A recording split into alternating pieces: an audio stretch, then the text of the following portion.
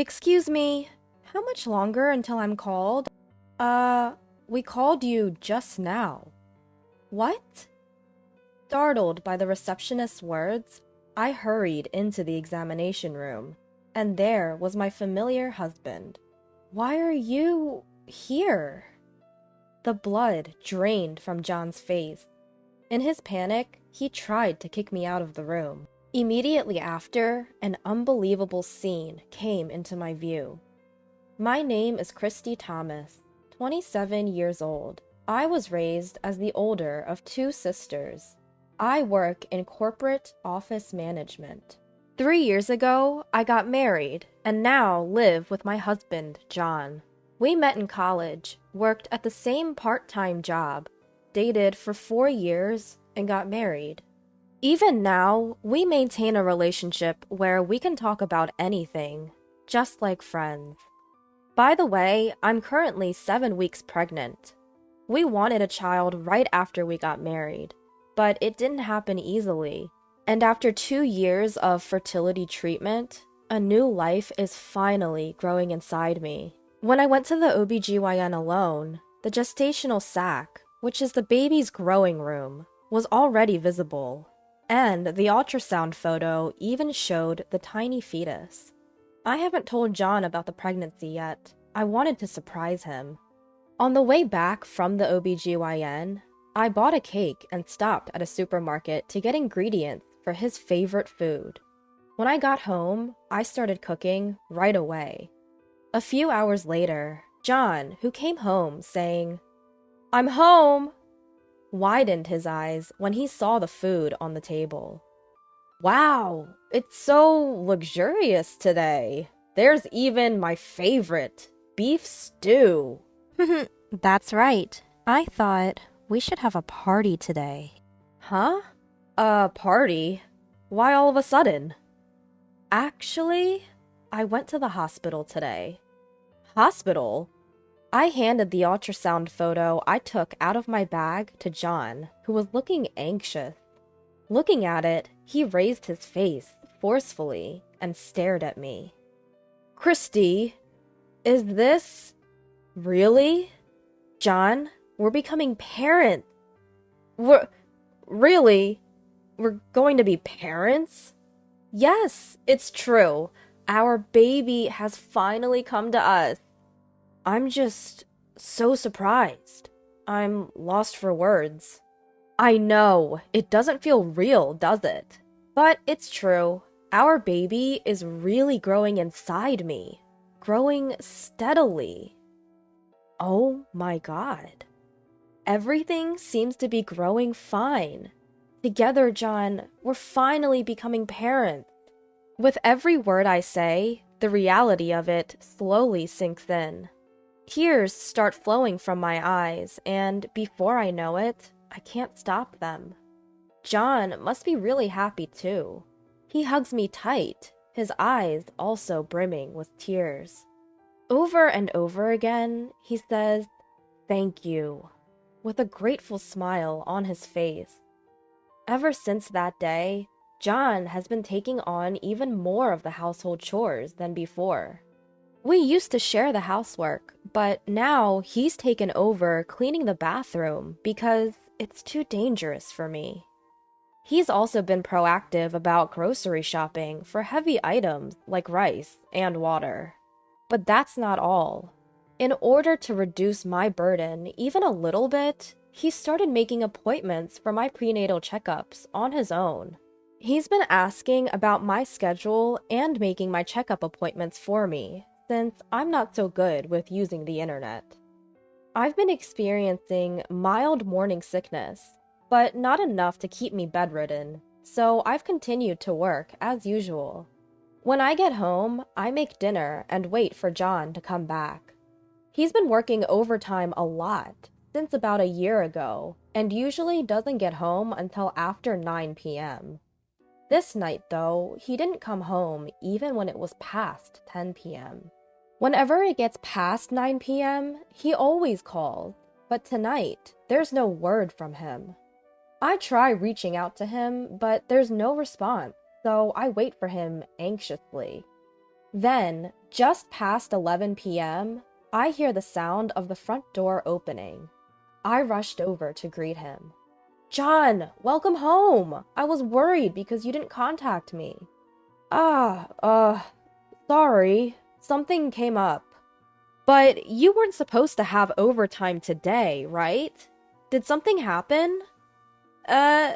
No. Just got some unexpected work. His eyes are clearly avoiding mine. Something seems off about how he's speaking. An uneasy premonition gripped me, and I confronted him right away. "John, are you hiding something?" What are you talking about? I'm not hiding anything." "Then why won't you look me in the eye? If you have nothing to hide, you should be able to tell me where you were and what you were doing, right?" I told you! I got caught up with an unexpected job. Some screw-up by a junior. I had to step in and handle it. But even if that was the case, couldn't you have sent me a message like you usually do? I texted you several times. I even called you, didn't I? Well, it couldn't be helped. I was busy. I didn't have time to answer your calls. John, who was usually so composed, raised his voice and glared at me. This was the first time I had ever seen him like this, and it startled me. He continued ranting, panting, and out of breath. "After all I do, working late and then coming home to be doubted? What nerve! Is it fun for you, making a fool out of people like this?" What are you talking about? I'm not making a fool out of you. I'm just asking why you were late. I said it was because of overtime, didn't I?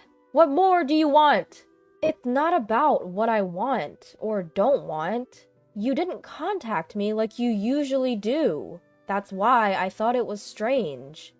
Oh, enough. You're being so stubborn. Is it because you're pregnant that you're having these intense delusions? What?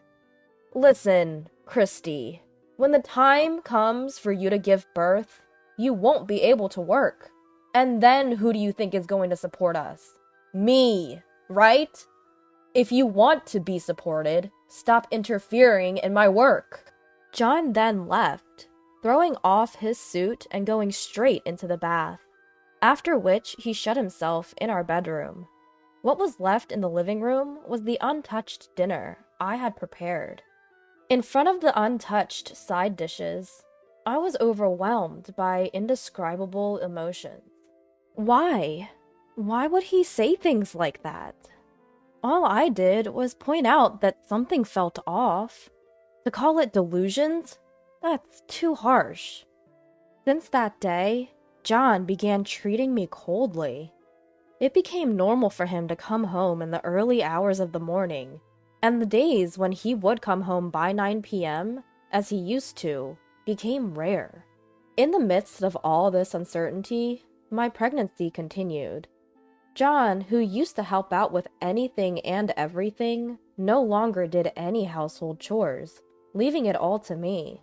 The strain of doing the housework while being careful not to exert too much force on my stomach gradually wore me down.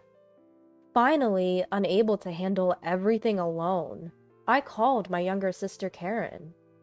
"Hey, Karen. Oh, sis! Long time no see. What's up?" "Well, I had a bit of a spat with John." "Oh, really? You two are just like the saying, the more you argue, the better you get along, huh?" Karen, my sister, who's 3 years younger than me, is working in the fashion industry. We've always been referred to as two peas in a pod, and we're very close. During my dating days with John, she was my go-to for advice. She's an irreplaceable part of my life. That day, too, she listened to me for almost an hour before I ended the call. Opening up to her helped me feel a bit better. I was in the 17th week of my pregnancy, and my belly was starting to show. Entering the stable period, I felt fine, so I headed to work as usual. After my lunch break, Just as I was about to start my afternoon tasks, something happened. I felt a sudden, unfamiliar twinge in my belly. What was that? The pain seemed to linger. In that moment, I thought about the safety of my child. Feeling anxious, I left work early and rushed to the women's clinic I usually visit. Normally, John would make an appointment for me, but today was unexpected, and I didn't have one. It looked like I'd have to wait a while for a checkup, but the thought of going home like this filled me with anxiety. Ready for a long wait, I explained the situation to the reception staff. "Excuse me, I'm Christy Thomas, and I've been having some mild abdominal pain for a while." "Thomas, please, wait a moment." I didn't have an appointment because it was unexpected today." "Oh, here you are." "Huh? You're Christy Thomas, right? 17 weeks pregnant? We have an appointment for you. Please, wait over there." Okay." As instructed, I took a seat on the waiting room sofa. I took out my planner from my bag to check, but there was no appointment scheduled for today. Since that incident, things have been awkward between John and me, but he's still been making my medical appointments as usual. That said, my next appointment isn't until later. It's definitely not today. Feeling somewhat uneasy, I decided to just wait until they called me. About an hour passed when I was hit by the stomachache again. I stood up and headed to the restroom. And yet, my turn still hadn't come. Even for a busy clinic, I should have been called by now. Could it be that I didn't really have an appointment? I went back to the reception desk and asked a different staff member. "Excuse me, do you know how much longer it will be until I'm called? May I have your name, please?" "It's Thomas. Christy Thomas. I've been waiting for over an hour." "Thomas. Oh. Is there a problem?" "Well, you were called just now." "What? You should have been called into consultation room number 3. I thanked the staff and quickly headed to the consultation room. A sign on the door of room number 3 read, "In consultation." In consultation? I was supposed to be called, so why? Could someone else have mistakenly entered? In a split second, I knocked on the door of consultation room number 3.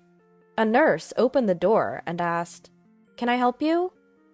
I'm Christy Thomas. I had to use the restroom earlier, and..." "Christy Thomas?" "The receptionist said I was already called, but the sign said in consultation, so I thought maybe someone else had gone in." "Wait, you're Christy Thomas? But she's already inside." "What?" No matter how I thought about it, something was off. Convinced of this, I pushed past the nurse and forced my way into the examination room. That's when it happened. An unbelievable sight met my eyes. "Why are you here?" There, in the room, was none other than my husband, John. The moment he saw me, he started speaking in a flustered manner. Christy, what are you doing here?" "That's what I was going to ask. Why are you here?" Well, Could it be, John? Did you make the appointment under my name? But why? "Just get out for now." John tried to forcefully push me out of the room. However, given this obviously strange situation, I couldn't just back down. "John, explain this to me. Why are you here right now?" I'll explain later. So, for now, I want an explanation now. You can't expect me to just accept this, can you? I'm begging you. Just leave for now." While I was arguing with John, the doctor, probably returning from an internal exam, came back, looking puzzled. "Wait, Christy, huh?" Seeing me, the doctor's eyes widened. Doctor, I just got here. Huh? Then who did I just examine? Just as he said that, the door to the exam room opened. Coming out of the room was none other than my sister, Karen. Oh, Karen? I had absolutely no idea what was going on anymore. Why is Karen here? Well, My frustration grew at Karen's hesitations. I confronted her. Why is the appointment under my name? And why did you come out of the examination room? Then the doctor, who had been listening, opened his mouth. Mrs. Thomas, I apologize for not realizing it was not you. She was wearing a mask, so I couldn't tell. But I thought it was strange. You're supposed to be 17 weeks pregnant, but the baby was too small. It was no wonder the doctor didn't realize. My sister and I look so much alike, and she was wearing a mask. Doctor, the person you just examined is my sister, and that man there is my husband. What? So, you mean the father of the baby I just examined is... The doctor's sharp gaze locked onto John. I could see the color draining from his face. And at that moment, I finally understood everything. John? Karen? I need an explanation. From the beginning. Whether they had given up or not, they slowly started to speak. According to them, they had been in a relationship for about a year. While I was struggling to get pregnant and undergoing fertility treatments, they claimed temptation got the better of them.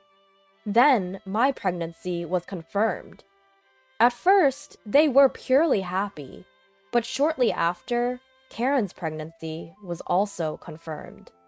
Karen asked John to accompany her to the hospital because she was scared, and John, in his usual carelessness, mistakenly booked the appointment under my account. He noticed this just before we arrived at the hospital, panicked, pretended to forget the insurance card, and completed the check-in. While I was in the restroom, the staff at the front desk's shift changed.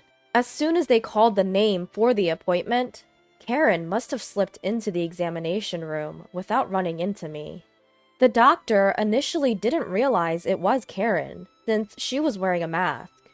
But of course, during the examination, it became clear she wasn't me. And as the doctor was wondering about this, the real Christy arrived at the examination room. After that, I regained my composure and had my own checkup. The abdominal pain was diagnosed as transient, and there was no problem with my baby. I took my husband and sister and headed straight for our parents' house. I also contacted John's parents and asked them to come to the house. Once everyone was gathered, I explained to them the whole situation. Of course you're going to take responsibility, right? I asked. Stammering, my husband responded, Responsibility? Of course! I will continue to be with you, Christy. Huh? What are you talking about? We're obviously getting a divorce. But you just mentioned responsibility. The responsibility I'm talking about is alimony.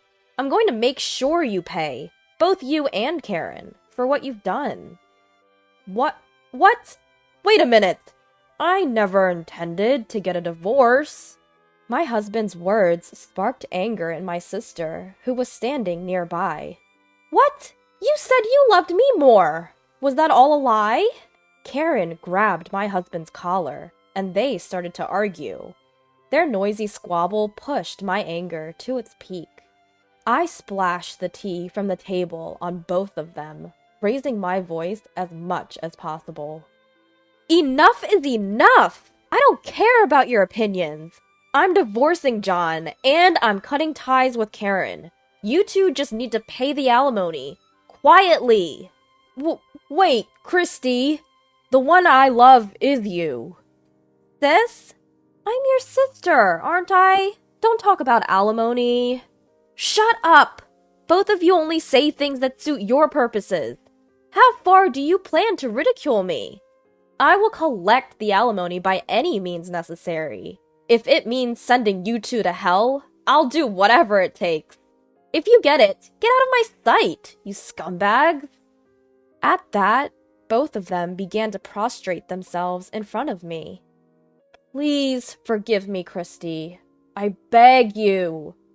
Sis, I also beg you. It's too late for their repentance. What they did is unforgivable, and I have absolutely no intention of forgiving them. After that, my husband and I divorced, as expected. I blocked Karen's contact information and cut off all ties with them completely. They were disowned by their families and had to start living on their own. But John's affair was spread to his workplace through his parents, and because of that, he started receiving cold stares from his colleagues. Unable to bear the atmosphere, he continued to be absent from work without notice, and was eventually fired. Karen, on the other hand, was suffering from severe morning sickness and had already quit her job. Now jobless, whenever they faced each other, they cursed at each other and led a miserable life. They began living together, but they hadn't gotten married. I think they won't support each other as a married couple in the future. As for me, I moved back to my parents' house and am now leading a pregnant life. I switched my job to remote work and am anxiously waiting for the birth of my child. I might make my child suffer because there's no father. Even so, I intend to love this child with all my heart, in my own way. Hello there. Have you been? Hey Ryan, it's been a while. By the way, what's this important news? Listen up. Believe it or not, your dear brother's finally getting married. No way, congratulations! My name is Cindy. I live with my husband Alex. We live quite a distance from our hometown within plane travel range, so we don't get to see our families often. So I got the news of Ryan's upcoming marriage over the phone. Is Alex doing well? If he's not, let me share my happy news with him. I'm sure it'll cheer him up. What's that all about? Well, I think he'll be happy. He's at work right now, so I'll tell him later. I appreciate it. Also, I wanted to check if you could possibly come back home this or next month. Is this about meeting your fiancé? Yes. You guys have the busiest jobs, don't you? That's why I was thinking about scheduling around your availability. Alex and I work in a specific field, where, although we mainly work from home, we hardly have any regular days off. Therefore, when situations like this arise, we usually work ahead to create some free time and plan accordingly. But, sorry Ryan, we're really busy with work at this time. If we can free up any time, it would probably not be until half a year from now. I see. What about the wedding? If you have a tentative date, I can make sure to be free that month. Well, we plan to do it in June, so about half a year from now. It might just coincide with when you're free. Well then, our first meeting could be at the wedding, but I'll talk to Alex. He might be able to make some time. Great. Let me know once you figure out your schedule. After hanging up with Ryan, I got back to work. About 2 hours later, Alex came out of his office and I stopped him. Hey Alex, I got a call from Ryan earlier. He's getting married. Really? That's wonderful. But he consulted me about wanting to meet sometime this month or next. You know how we're both really busy right now, right? So I told him it might be difficult. Yeah, these next couple of months might be tough. What about the wedding? He plans to have it about a half a year from now. We might be able to make that. Plus, you'll be around 7 months pregnant by then, right? Yeah. Actually, I was pregnant. I was not yet in the stable period. So, regardless of work, I was thinking of waiting until I got to that stable period. I might be overthinking it a bit, but still. Well, I'm sure Ryan understands. Oh, did I forget to tell Ryan about the pregnancy? What? You didn't tell him you're pregnant? Well, I told our parents, and I thought they would relay the message. I guess he doesn't know, since we didn't talk about it. You need to call him right now. Alright. Sure enough, Ryan was surprised to find out, as he didn't know. It seemed that our parents thought I had contacted him directly, so he told me again not to push myself. By the time 3 months had passed since receiving the call from Ryan, I had reached my stable period. Our baby was growing healthily inside of me, and everything was going well. And my work was proceeding faster than expected, and I was able to secure some days off. I think we might be able to come over next week. But what about your fiance? She said it's okay when I checked. Oh, by the way, you might know Stacy, my fiance. Stacy? Did I have a friend with that name? Well, you'll know when you see her, right? Despite hearing about his fiance from my brother, Ryan, no one immediately comes to mind. However, since we're both from the same small town, I thought there might be some mutual friends. So I was looking forward to meeting his fiance when I went back home.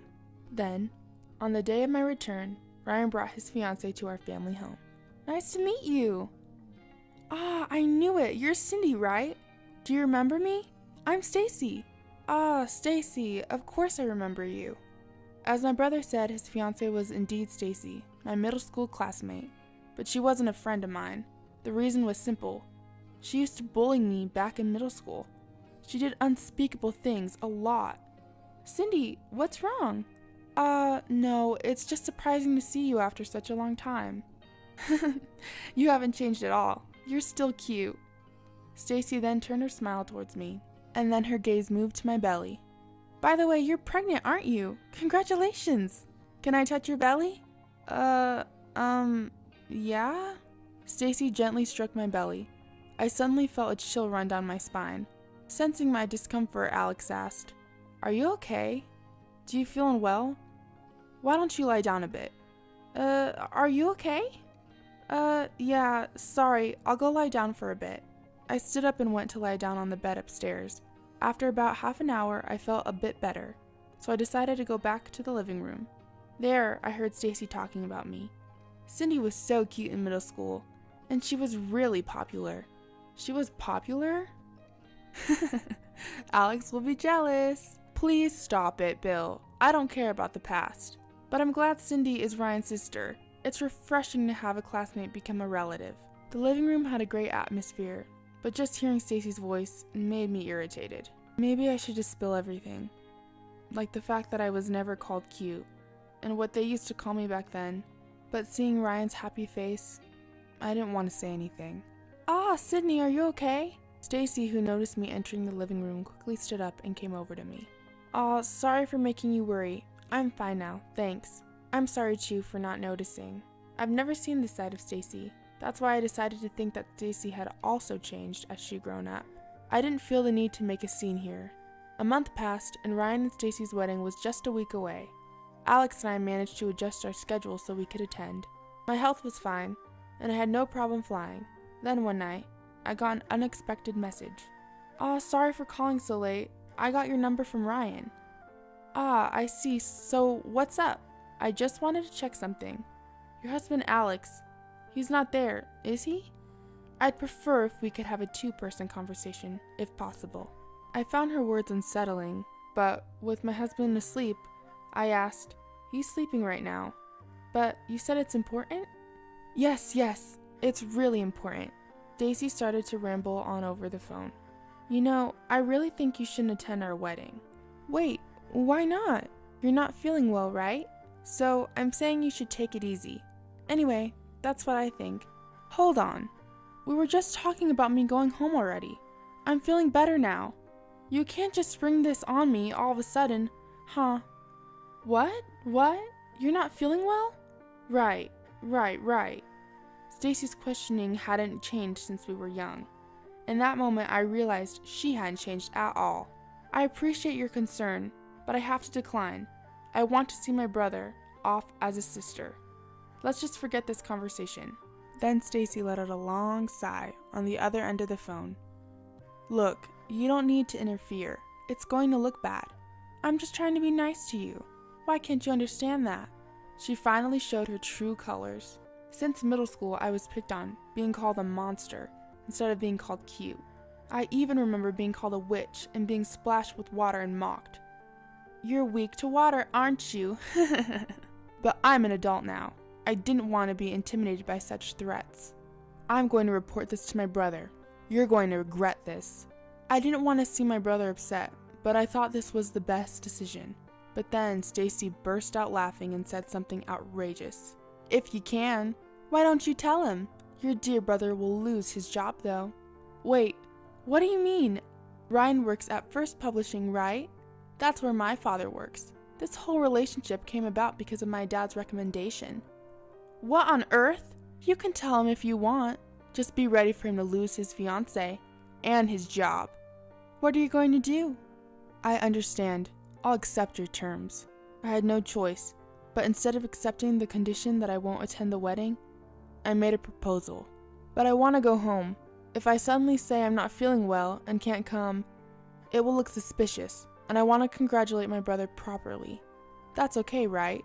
Well, you do have a point. Your husband is handsome, so it's more natural if he attends.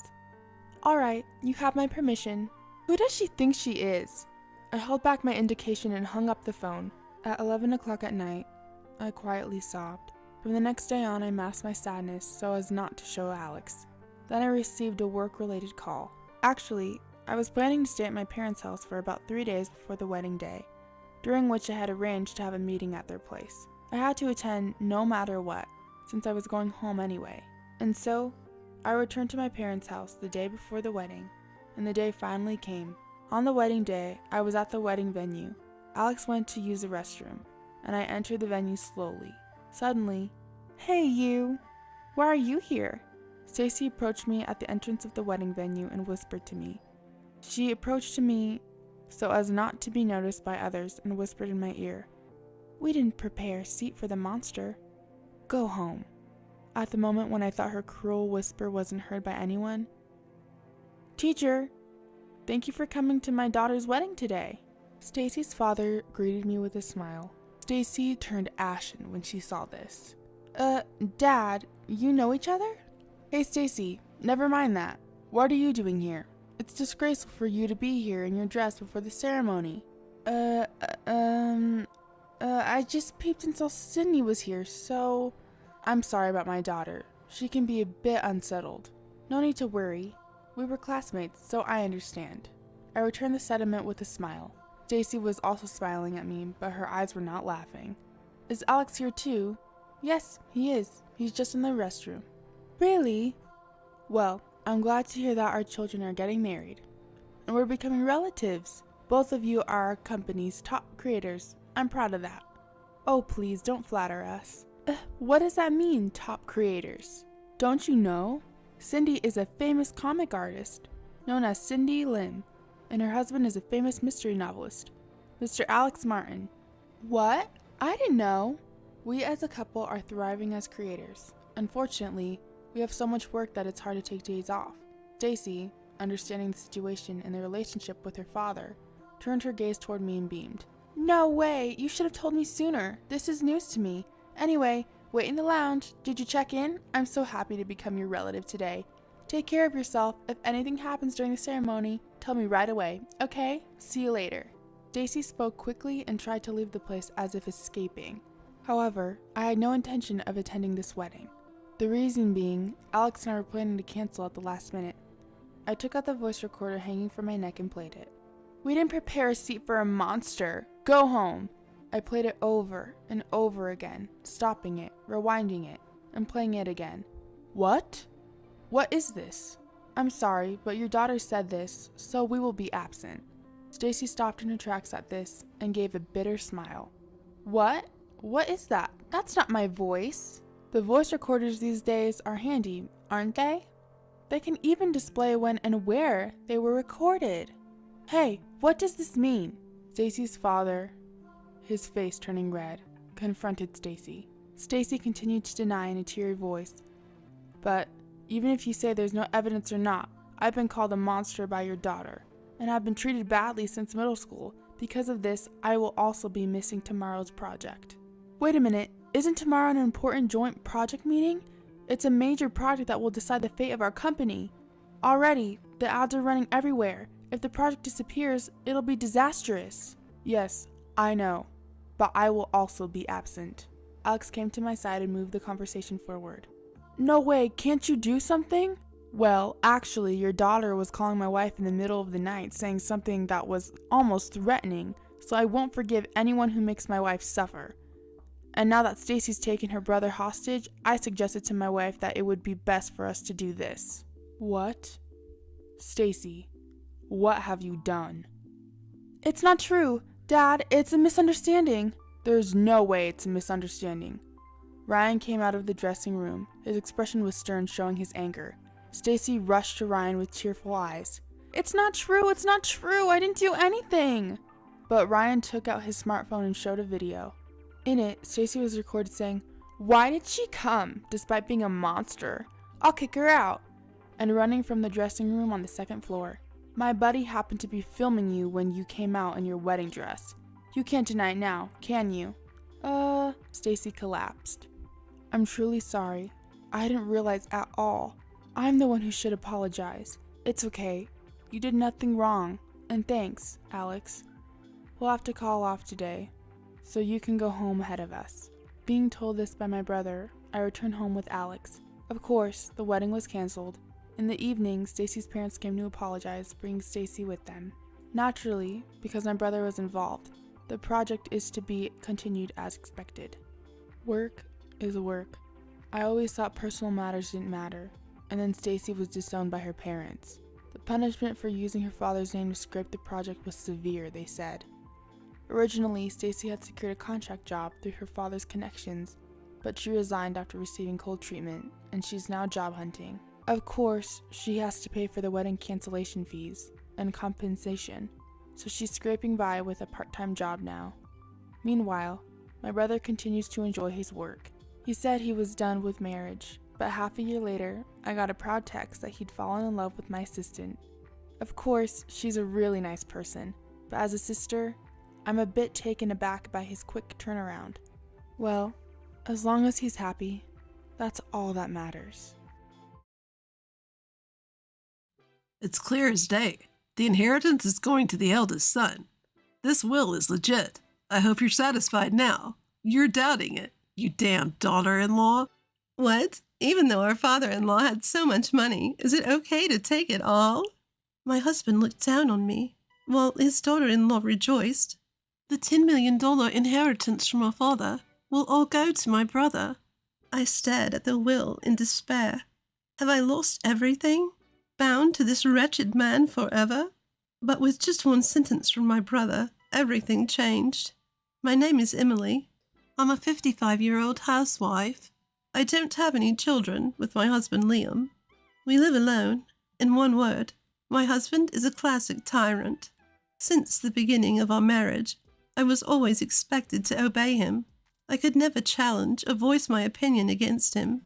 My husband, who was 10 years older, never showed any consideration for me. I was treated like a servant, harshly insulted if anything displeased him, even after I tried my best doing housework. I was blamed continuously for not being able to bear children. I would often hide and cry.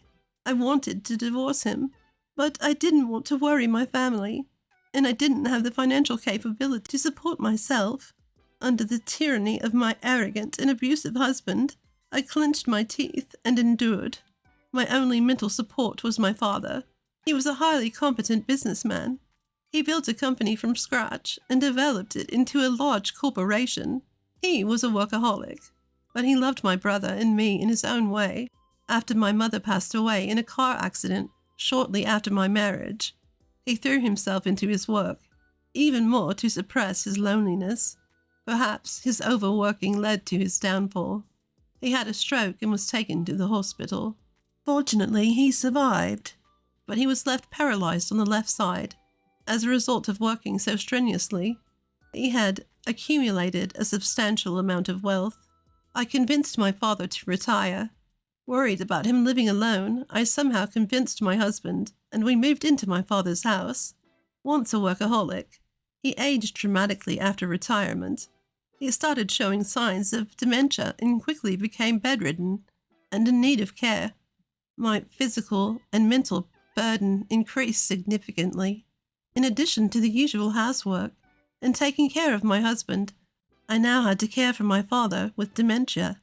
My father would sometimes be quiet, but he would also yell and cause a commotion at night or wander out of the house. I was constantly exhausted from the stress, sleep deprivation, and endless labor. My father was often hazy, but there were moments when he was clear-minded. During those times, we could have peaceful conversations like old times. He would often thank me and say with a sad smile, "I want to leave you as much as I can." Then my father passed away. It was 3 years after I started caring for him. I was relieved from the burden of care, but losing my only emotional support left me overwhelmed with grief and loneliness. My only hope was my father's inheritance. Even if my brother and I split the $10 million inheritance, it would still be $5 million each. With that money, I could finally get away from that demonic husband. It was the only hope left in my life. A few days later, I was called in by my husband and Natalie, my brother's wife, about the inheritance. My brother, Natalie's husband, had been working abroad alone for several years. He came back temporarily for the funeral, but he returned to his post just yesterday. As a stand-in for the eldest son, his wife Natalie would be attending. My father-in-law's will has been found deep in a drawer, he said. I'm glad it was prepared. The envelope wasn't even sealed, so let's take a look right away. A will? Did something like that exist? Despite providing daily dedicated care to him, I never saw my father writing a will. I found it peculiar that my husband, who barely got near my father, let alone care for him, knew about this. A feeling of unease rose in me. I had a bad premonition. All right, I'm going to read it now. All of my assets are to be inherited to my eldest son, Mason. Dated Rewa, day X, month Y. Signed, Steve. That's all. I couldn't believe my ears. I hadn't always assumed my father's inheritance would be evenly split between my brother and me. The entire inheritance of $10 million would go to my brother? Wait a minute. That's not right. Why? In my confusion, my husband thrust the will towards me. See for yourself. Sure enough, it was written just as he said, alongside my father's signature. I immediately suspected that the will was a forgery. My father had a good relationship with both my brother and me, and wasn't the kind of person to favor only one of us. But would my kind and straightforward brother really monopolize the inheritance for himself? While I was pondering in paranoia, the eldest son's wife raised her voice in glee. Wow! Even though father-in-law had so much money, is it really okay to take it all? I feel a bit bad, but if that's his will, we must respect it. This was impossible to accept. While I sat silent, holding the will, my husband and the eldest son's wife glared at me. Hey, don't tell me you're doubting this. Fine. Then bring in a handwriting expert or whatever. You're just upset because it doesn't work out in your favor. You're such a bad character. I will do that, I murmured, deciding to request an evaluation of the will, but the results were contrary to my expectation, declaring it was undoubtedly written by the deceased himself. Upon hearing the shocking result, I was crestfallen, recalling the days gone by in sadness. I had dedicated my life to looking after my husband and father, the days of living in fear of my husband's anger, getting hurt by his harsh words, being called a worthless woman, were tough, but my last days with my father were happy, and I had believed that my father truly cared for me. The shock of feeling ignored by my beloved father was unbearable, more so than not receiving the inheritance. I'd probably have to leave the house and land I'm so used to, as they're a part of my father's real estate inheritance. The divorce from my husband that I had dreamt about now seemed like a distant dream. One weekend, I shared the results of the will's evaluation with my husband at home. With a smug look on his face, he laughed at me. It's clear now. All the inheritance belongs to the eldest son. Don't meddle anymore. You should be satisfied now, since the will was genuine. Distrusting witch. He sneered before leaving the house. Recently, my husband had been out of the house more frequently. He'd been coming home late from work, and like today, He's often away on his days off. I found it suspicious, but I didn't want to see him more than necessary, so in a way I felt relieved. Though my husband told me not to. I wanted to discuss the matter of the inheritance directly with my brother. My brother, who works overseas, is always busy, but he's a kind and reliable person. After checking with him about his availability, skipping the pleasantries, my older brother apologized for leaving our father's care to me and thanked me for handling the funeral and the various procedures. Don't worry about it. So, about our father's inheritance, was it always decided that you alone would inherit everything? I tried asking in as casual a tone as possible. It was a heart-wrenching thing to think our father might not have loved me, but I wanted to have this conversation. What? What do you mean? I'm inheriting everything? My brother was shocked. I had assumed that Natalie had already filled him in, but this was news to him. However, the will was authentic, and the outcome would likely remain the same. I explained the situation to my brother. I see. So the handwriting on the will was Dad's, and that was the only content. Okay. I need some time to think. I'll get back to you. Don't proceed with the inheritance process until you hear from me. I'll let Natalie know. With that, my brother hung up. I waited for his call, intrigued by the situation.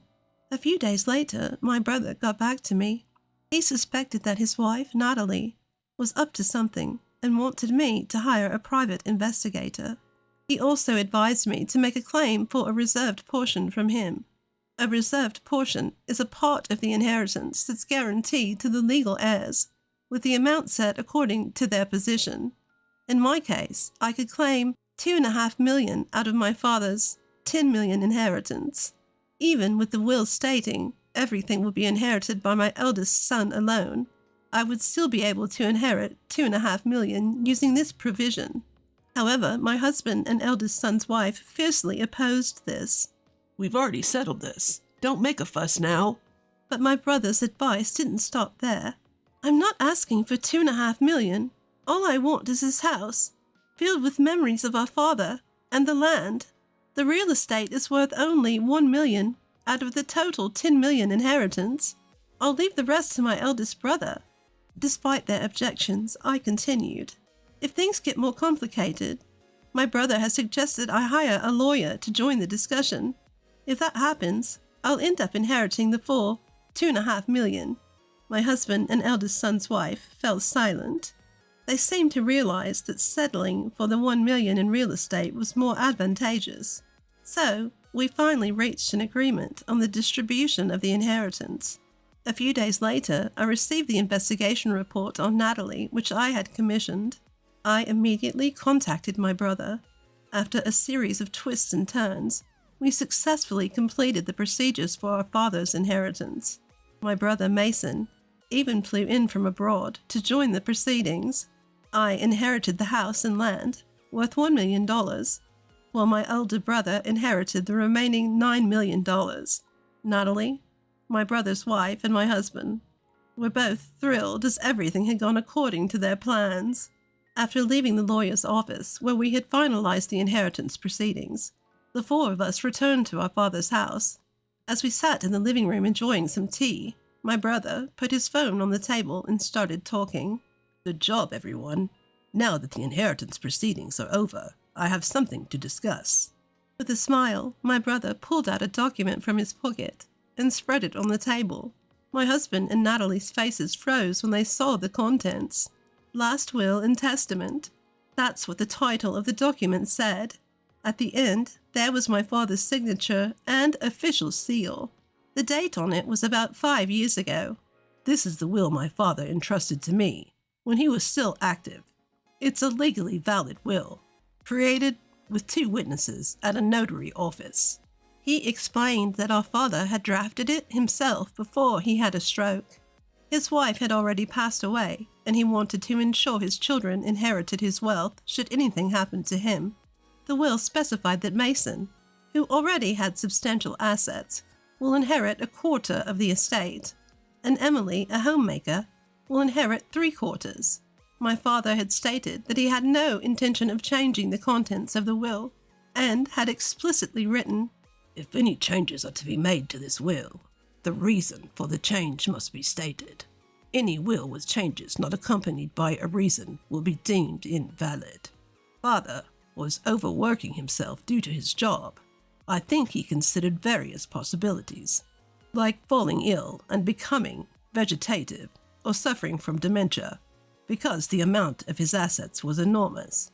He prepared early to prevent any disputes among the remaining family members after he was gone, my brother said as he patted the wall.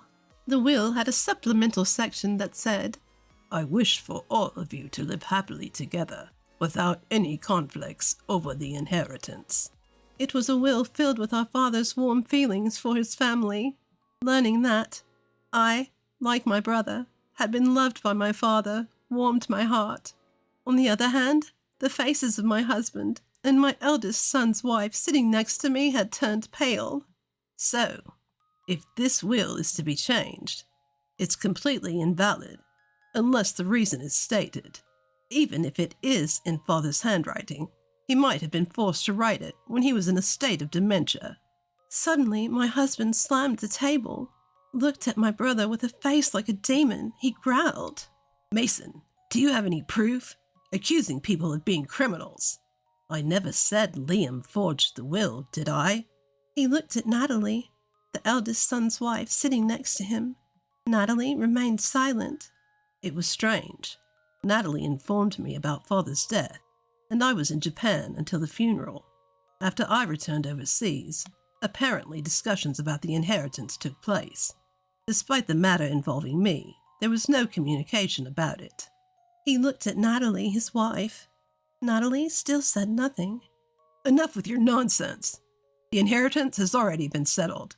The $9 million is ours. What does it matter now? My husband blurted out. Who do you mean by us? I am the one who inherited. My brother responded. Enough! My husband yelled. The conversation wasn't going anywhere. I don't quite understand, but the $9 million I inherited is nothing more than a worthless piece of paper. My brother stated. Huh? My husband looked puzzled. My brother explained calmly.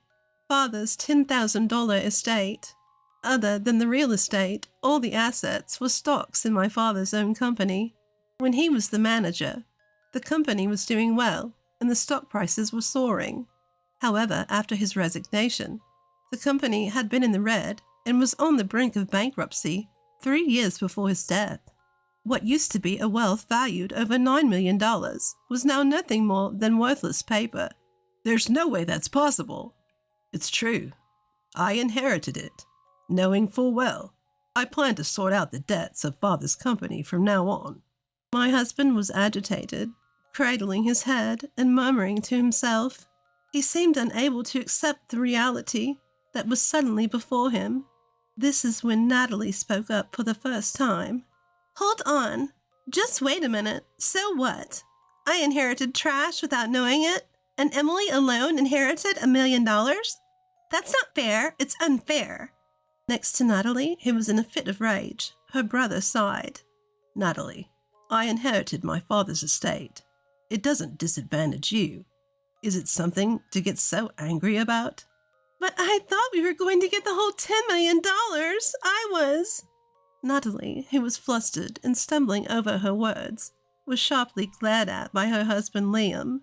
So you conspired with Liam and had an affair because you thought you were going to get all of Dad's money. Natalie and her husband fell silent as if they were frozen. Why? Why? Natalie murmured in a hoarse voice. Glancing at her, the brother continued. After his phone call with me, he said he began to suspect his wife, Natalie. Why didn't she tell him about the inheritance?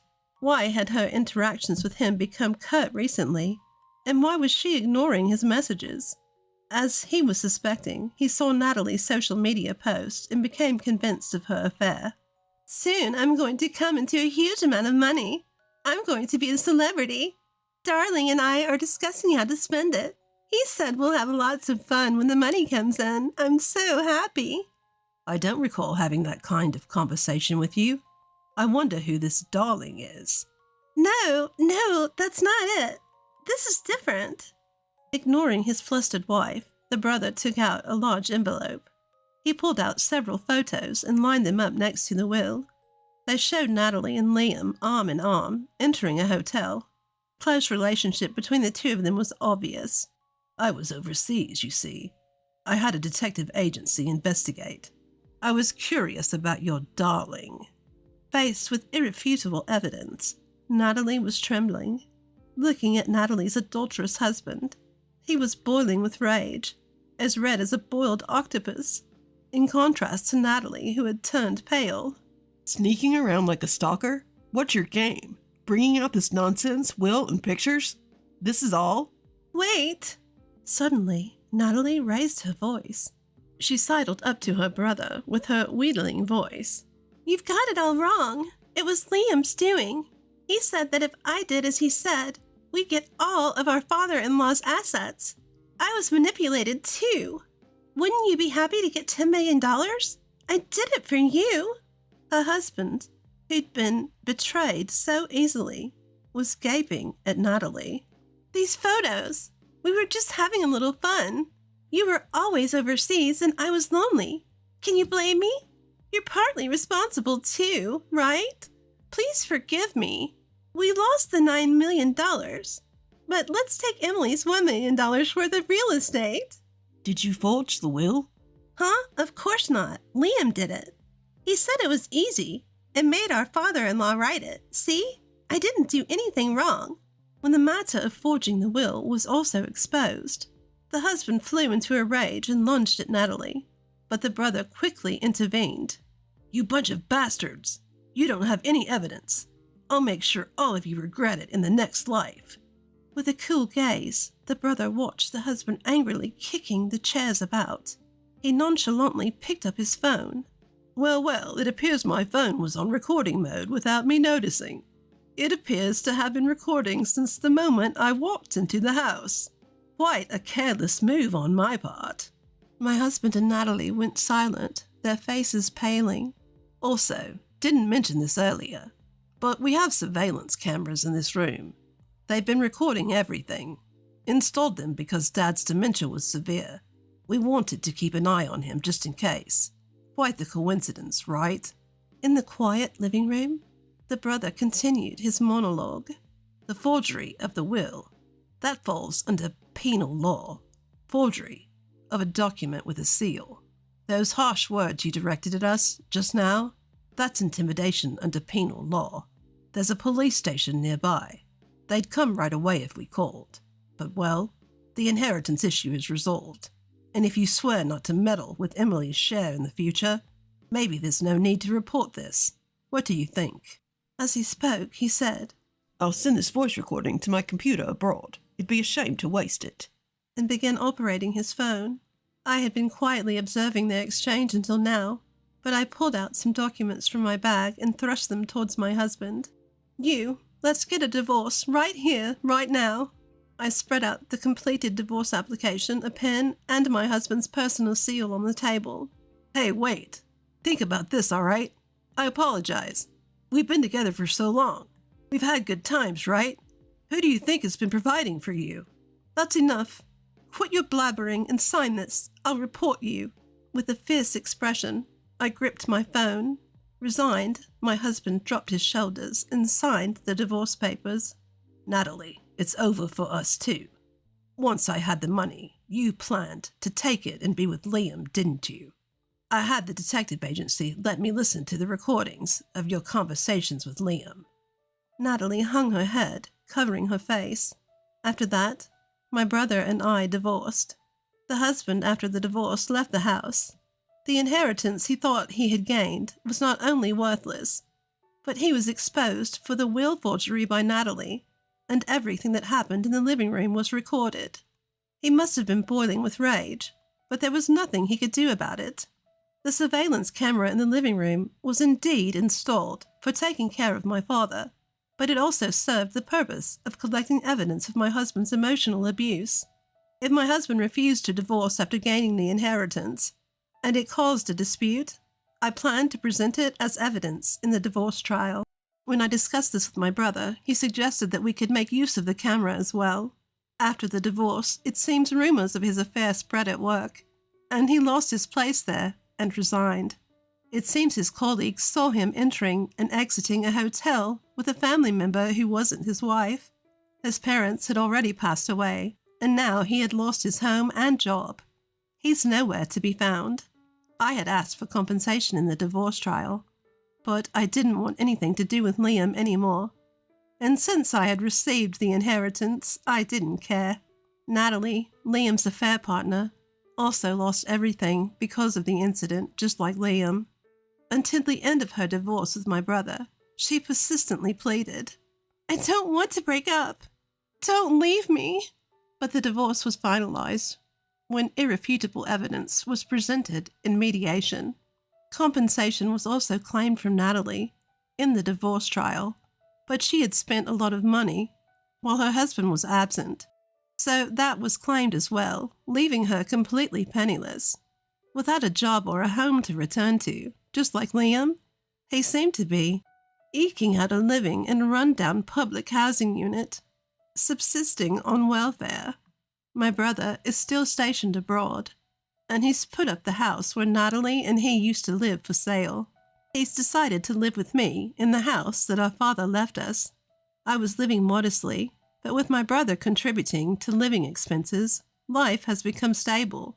The value of the land our father left us has been rising annually, and is now easily worth over $10 million. Freed from the duties of caring for my father and enduring my husband's emotional abuse, I am living at ease.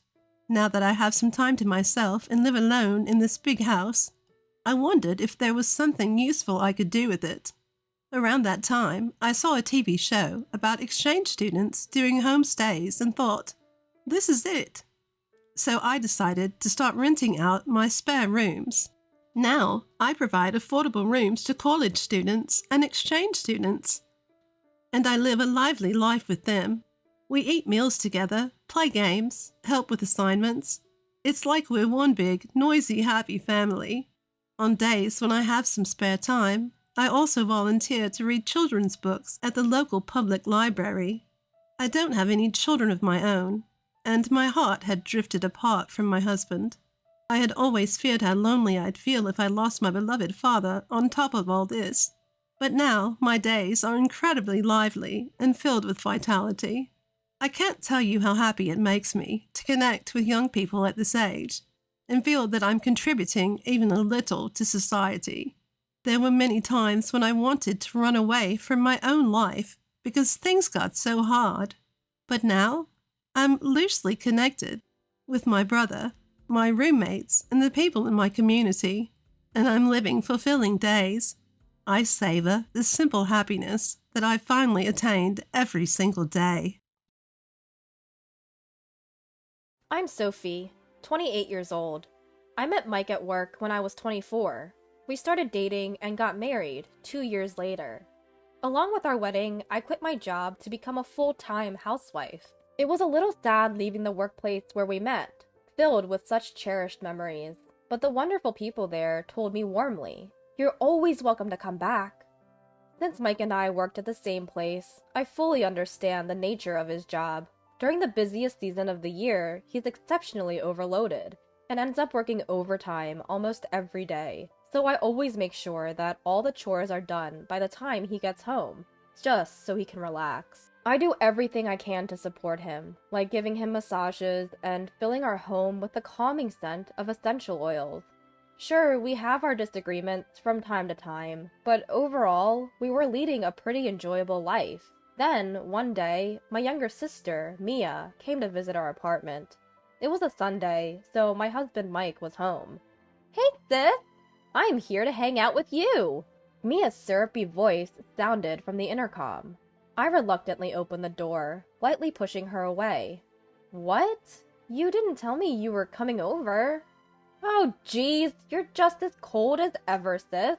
I came over because I have something important to talk about," she replied as she barged into our home. "Hey, wait! Can't we just talk at the entrance?" I called after her, but she didn't even look back as she went straight into the living room. I sighed. For goodness sake. and reluctantly headed to the living room too. As you may have guessed, I'm not very fond of my sister Mia. You might be surprised to hear that, but you'll understand why soon enough. When I reached the living room, Mia was already seated on the sofa, fiddling with her phone. Hey, if you have something to talk about, get on with it already. Standing still. Then Mike chimed in leisurely. Come on, she came all this way. Why don't you make her some tea? Just make it yourself, then. I didn't want to react out of anger, so I just snapped back at them in my head. So reluctantly, I went to make the tea. I made 3 cups of tea in the kitchen, and when I returned to the living room, for some reason, Mike was sitting next to Mia. Huh? Why is he sitting there? He usually sits next to me. As I felt something odd, I handed Mia her tea. Thanks, sis. I'm sorry for dropping by all of a sudden, she said. If you feel that way, then get to the point. It's Mike's day off today, after all. As I grumbled, Mia said something I hadn't expected. I know that, which is why I came over today. What do you mean by that? As I was about to reply, Mike abruptly cut in. Sophie, I want a divorce. What? Divorce? Why so sudden? I felt as though time had stopped. I didn't understand what my beloved husband was saying. What did I just hear? Was I hearing things? Or was it a dream? Even as I frantically tried to make sense of the situation, there was no mistaking that Mike, my husband, and Mia, my biological sister, were sitting right in front of me. That's when I finally comprehended the fact that my husband was asking for a divorce. I reacted just like you would see in a comic or drama. What did you just say? And then, without changing his expression, Mike delivered the brutal truth.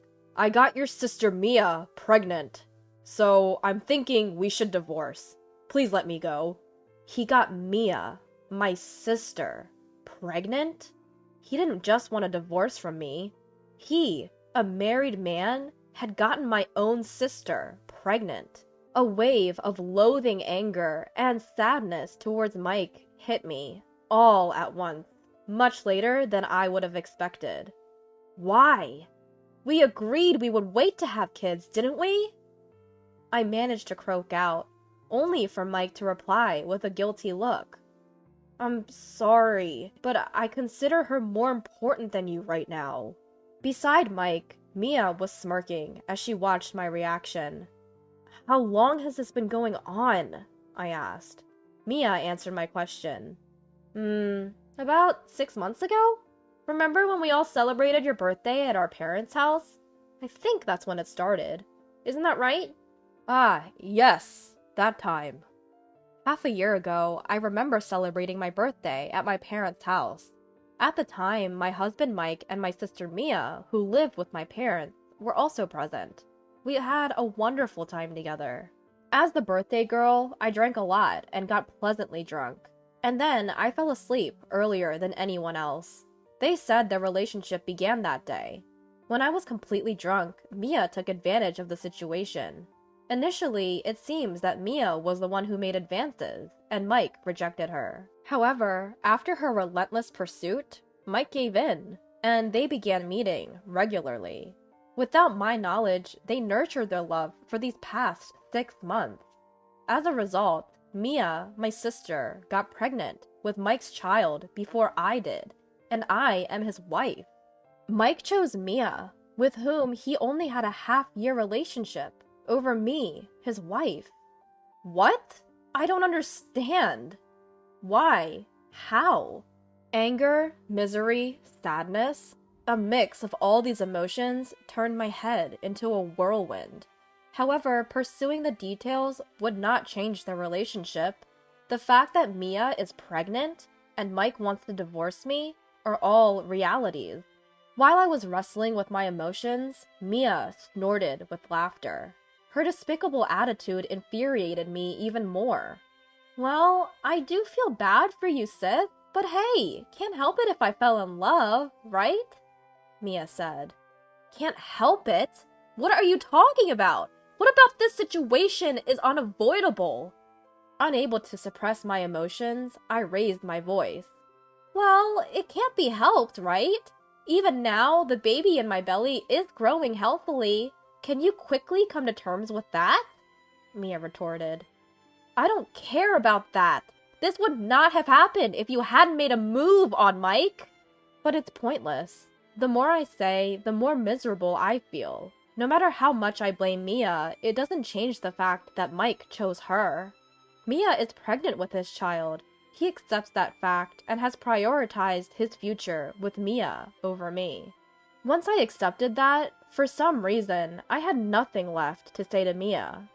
Seeing this, Mia exchanged a glance with Mike and smirked. Mia, I want to talk to Mike alone. Could you leave us, please? I said in a tone colder than I'd ever used before. Left alone with me, Mike looked incredibly awkward. Hey, do you really love Mia? I asked. And without making eye contact, Mike nodded slightly. Speak up! Are you considering marrying Mia because she's pregnant? Or did you plan to be with her instead of me from the beginning? I pressed Mike for a clear answer. Finally, he opened his mouth.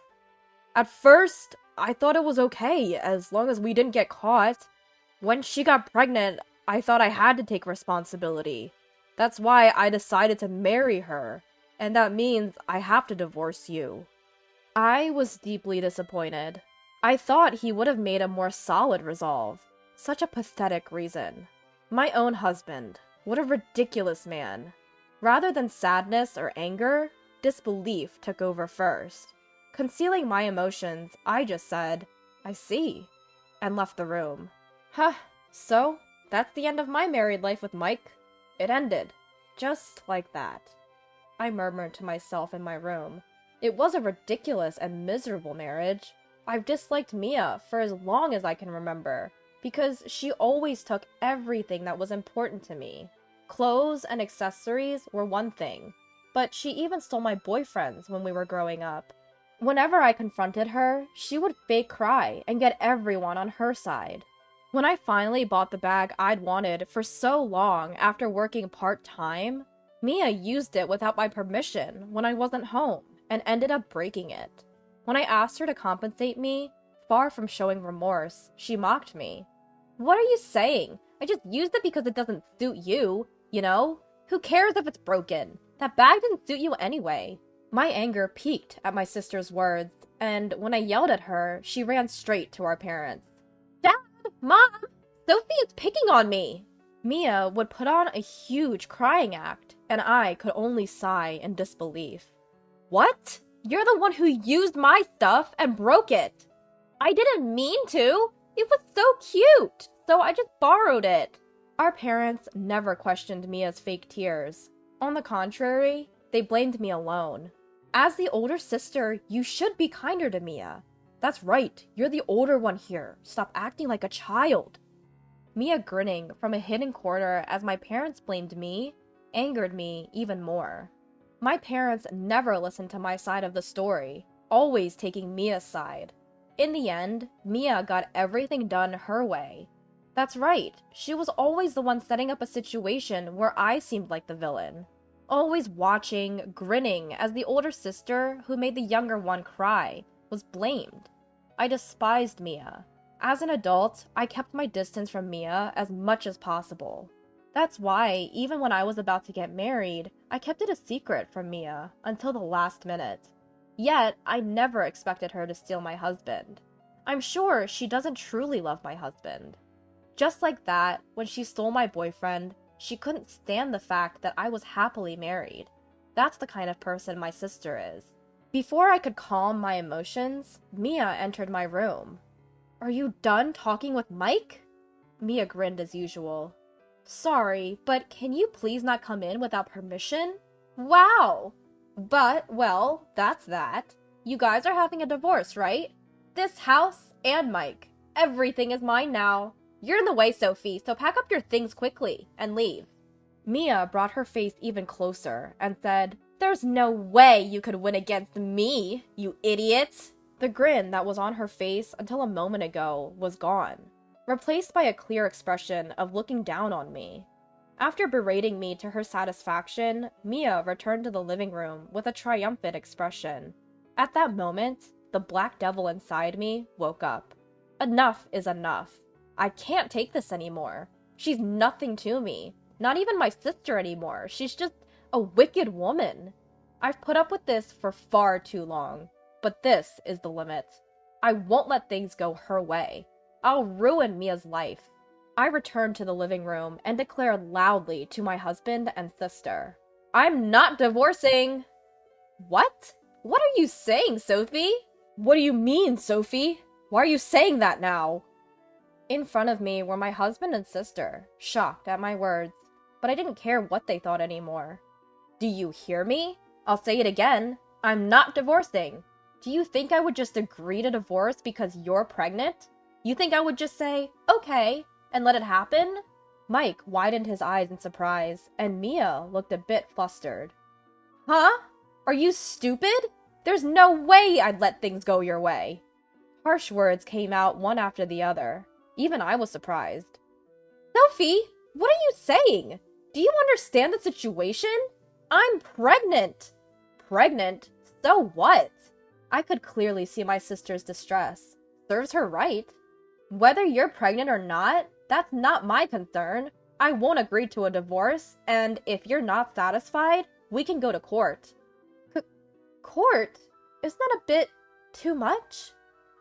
My husband's face twisted at the mention of court, as though he was frightened by the idea. I stood my ground against my sister, who had turned pale. Also, we're done. For me, you're no longer a sister or anything, just my husband's mistress. And, of course, I'll be demanding compensation for distress, so prepare yourself. At my declaration of cutting ties, my sister wore an expression of despair. She looked as if she had aged decades in an instant. I'd never seen her look like this before. It seems my words were hitting home. Finally, I had my revenge. It filled my heart in a strange way.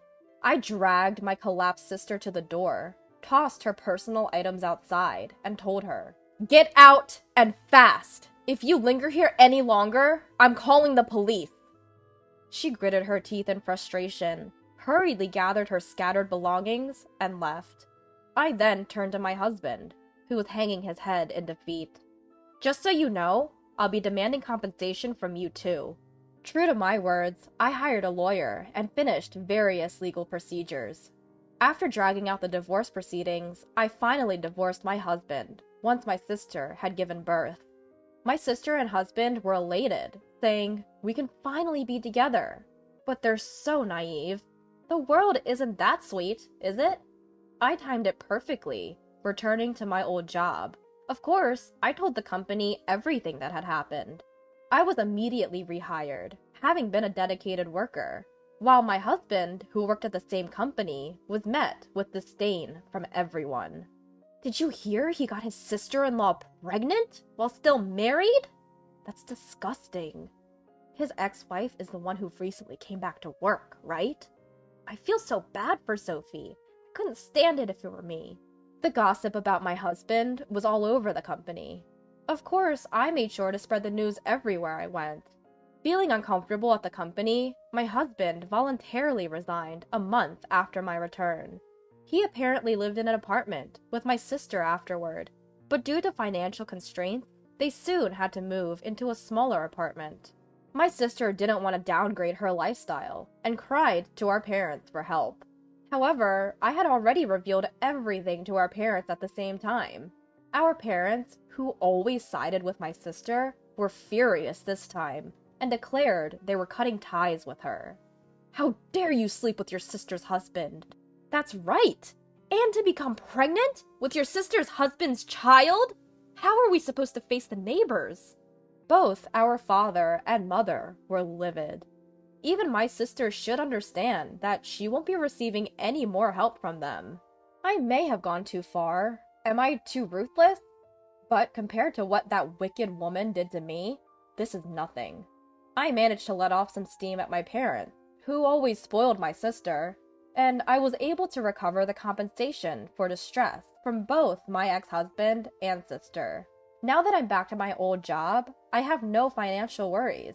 Now it's their turn to experience hell. They ruined my life enough. From now on, I'm going to prioritize my own happiness and live a fulfilling life. It was the day of a family dinner centered around my 3-month-old son, Alexander. While everyone was enjoying their meal, my 8-year-old niece, Emma, was the only one not eating. Instead, she was intently watching Alexander. Alexander was also staring back at Emma, moving his arms and legs. Seems like Alexander has something to say. Then Emma began to speak, and what she said was astonishing. My husband Michael's face turned pale and his lips trembling.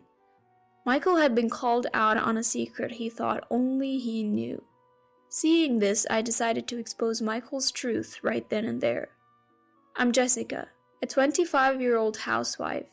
I married Michael, who is 3 years older and works in an office 2 years ago.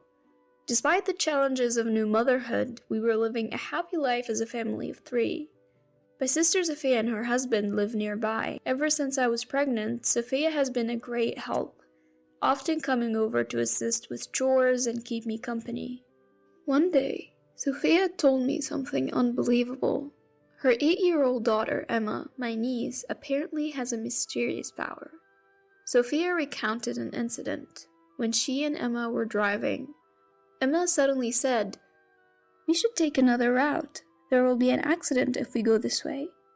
Sophia didn't understand why Emma would say such a thing, especially when the road ahead looked clear.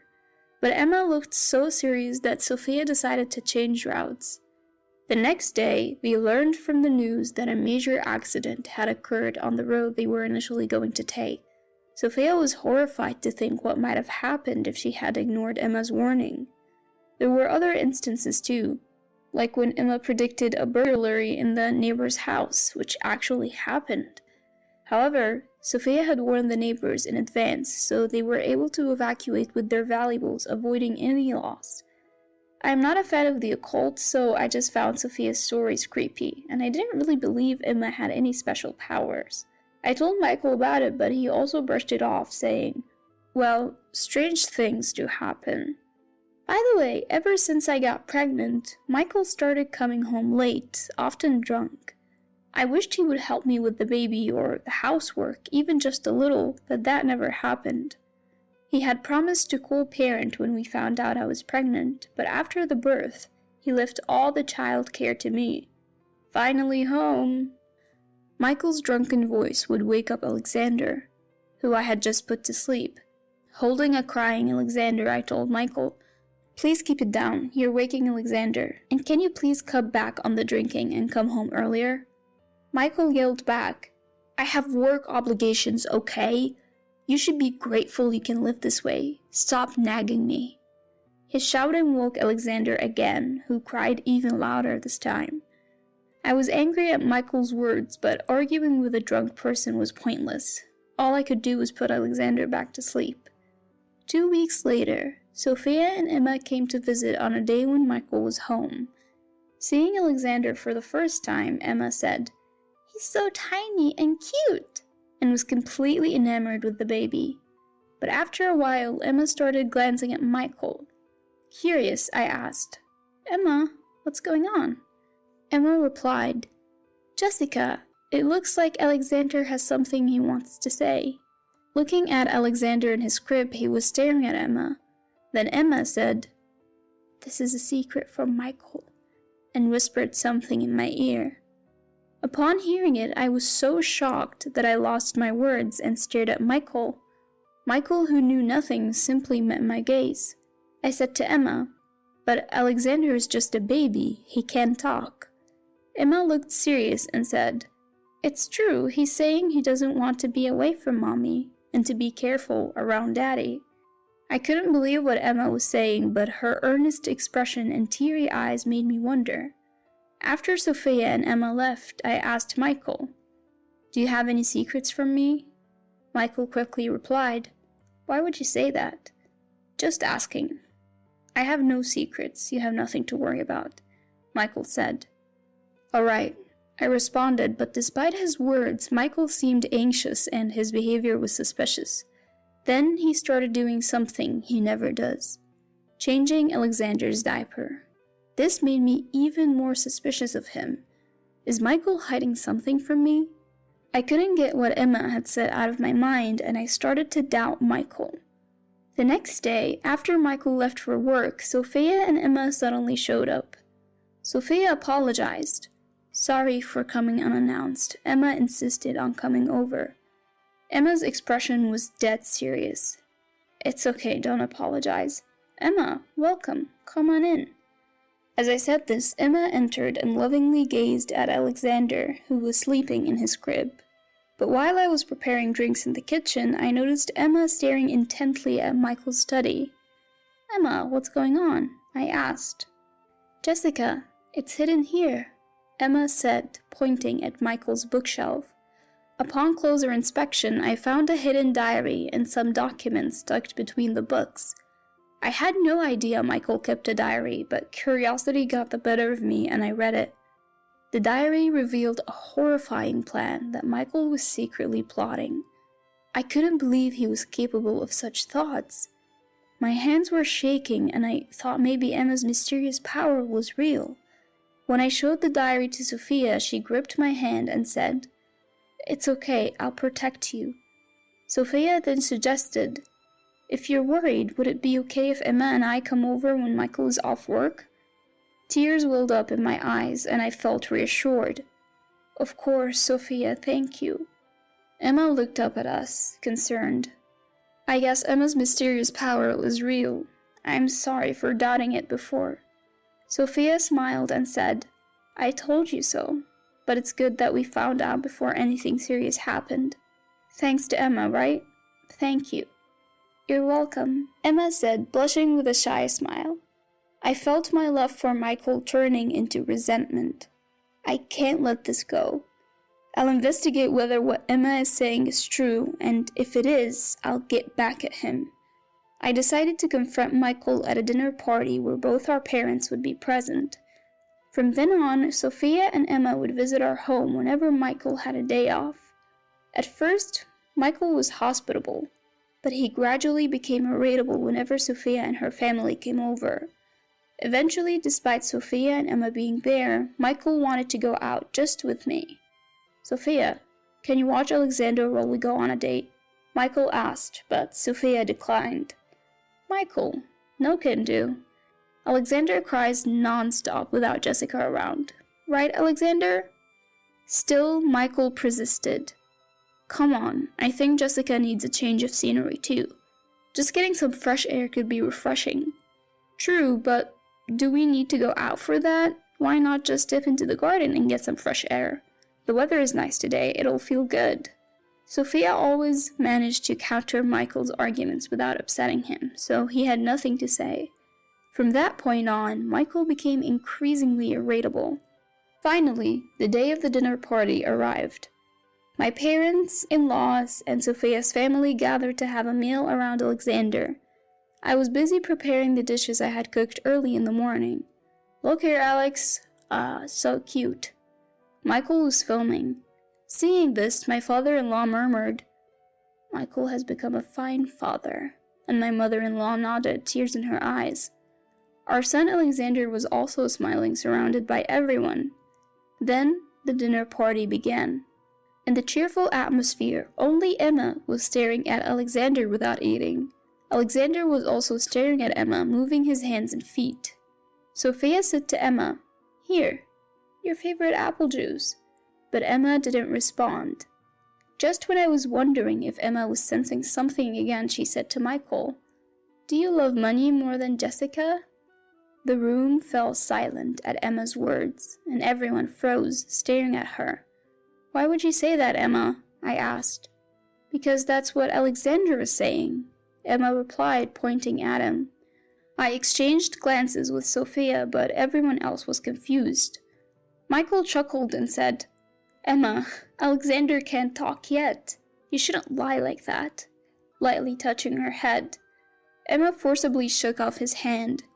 It's not a lie. The baby says Daddy is trying to push Mommy from a high place to get money. You mean me? I would never do such a thing. Alexander loves Mommy, so he's saying to stop being Daddy. While everyone was shocked, only Michael turned pale and his lips began to tremble. "Stop messing around. Don't say such ridiculous things." Suddenly, Michael slammed the table and yelled. Emma's face tightened and Alexander looked like he was about to cry. I wanted the dinner party to be pleasant, but that seemed impossible now. Michael had lost his temper at Emma's words before I could even bring up the topic. His reaction was like an admission of guilt. With a cold gaze, I confronted Michael. "So, you've been cozying up to a woman you met at a club and inflating company expenses, haven't you?" Michael looked flustered and said, "What are you talking about?" I thrust the diary I found on the bookshelf at him. "It's all written here. Are you planning to deny it? That's about a subordinate at work. I would never do something so stupid." Sweat was forming on Michael's forehead. "Reading someone's diary without permission is an invasion of privacy. I have no reason to be lectured by someone as low as you. What are you trying to say? Still playing dumb? You hatched a terrible plan to fix things before getting caught for embezzling, didn't you?" I opened the diary to the page detailing the criminal plan and shoved it in his face, but Michael looked away. "What is this? These are notes for a novel I thought of writing. Besides, a diary isn't evidence." "Really? Then what do you say to this?" I pulled out some documents. "You know what this is, right? A life insurance policy you hid, with a $100,000 payout on me. What were you planning?" Michael started to panic. "That is, you planned to kill me, collect the insurance money, and repay the embezzled funds. Isn't this solid proof?" Stuck for words, Michael could only say, "No." Emma had secretly told me this when she first met Alexander. "Michael wants money and is planning to push you from a high place." From that moment, although I found it hard to believe, I started to suspect Michael. Both sets of parents were frozen in shock. Cornered, Michael had nothing to say and hung his head, but then suddenly fell to his knees, clinging to my leg. "Jessica, I'm sorry. Please pay back the money I used." "Why should I?" Michael looked like he was about to cry. "Don't say that. We're married, right? Please, if the company finds out, I'll be fired. How will we live?" Michael had trivialized my life for his own benefit. I deeply regretted ever being with such a person. I peeled off the clinging Michael and said, "I can't be married to someone as horrifying as you. It's bad for Alexander too, so let's get a divorce." I then thrust a pre-filled divorce application at him. I also demanded a $20,000 settlement and $500 a month in child support. "No way! Alexander is still young.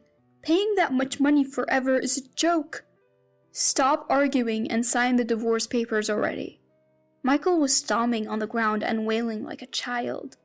His pathetic display made me feel nauseous. Then my father-in-law, who had been silent until now, shouted, "Michael, enough is enough." He probably couldn't stand to see Alexander witnessing such disgrace any longer. "You have no right to refuse the divorce and the settlement." Pressured by his father, Michael reluctantly signed the divorce papers. After that, my in-laws apologized to us profusely and took Michael away, almost dragging him. The next day, I submitted the divorce papers to the court. I also contacted Michael's company to report his suspected misuse of company funds. Soon after, his misdeeds came to light, and he was apparently fired. To pay the settlement, child support, and restitution to the company, Michael had to sell his house. Now he's working as a living construction worker from morning till night. I considered reporting this to the police, but in the end, there was no evidence other than what Michael had written in his diary. So I decided to be grateful that, thanks to Emma and Alexander, the incident was prevented. Now I'm back at my parents' home, living a peaceful life with Alexander. Sophia and Emma come to visit Alexander almost every day. Alexander says he's happy to be with mommy all the time. Emma told me this, and it put my mind at ease. I wonder if there is a way of communicating that only Emma and Alexander understand. And is it something that adults can't grasp? While pondering these thoughts, I look at Alexander's joyful smile and vow to continue pouring my love into him and protecting him with my own hands. Hope, will you marry me? Right now, I'm living the happiest moment of my life. Yes, I'd love to. My name is Hope Collins, just an average office worker in her prime years before marriage. The one proposing to me is Tyler Lee. We've known each other since college, and we're currently living together. A proposal from the man I love, right here in our favorite mom and pop diner. It might not be the typical situation, but I fell in love with his down-to-earth nature. After the proposal, we started talking about meeting each other's families. First, we need to visit your family, Hope. I'm a bit nervous. Tyler starts fidgeting. My family runs a well-known wholesale grocery business. Perhaps he's nervous because of that. What am I supposed to say? Something like, please entrust your daughter to me? The thought of it makes me chuckle. It doesn't suit him at all. I don't like the idea of asking for you, as if you were an object, Hope. I'll think about it. I love this thoughtful side of him. He's a wonderful person who respects, appreciates, and cares about others. Always doing the right thing, as if it were second nature. I'm sure with him, we could build a warm, loving family. However, I did have one worry. It was about my father. Once, when I was on a date with Tyler after his work, we ran into my father. Hope, what are you doing here? Who is this man? When I turned around, my father was standing there, with a few men who appeared to be his colleagues. Dad? Are you working? This is Tyler Lee, my boyfriend. I introduced Tyler to my father, a little shyly. Tyler greeted my father with his usual warm smile. Hello, I am Tyler Lee, and I am dating Hope. Oh, dating my daughter. What do you do for a living? I work at a restaurant chain. Tyler works hard every day at a restaurant, and that day he was still in his work clothes from his shift. A chain restaurant. That explains it. Excuse me, I have a meeting. I'll leave you now. I was concerned because my father scrutinized Tyler from head to toe. His clothes were dirty from work, and his hair was messy because he wraps it in a bandana for hygiene purposes at work. He might not have made a good impression.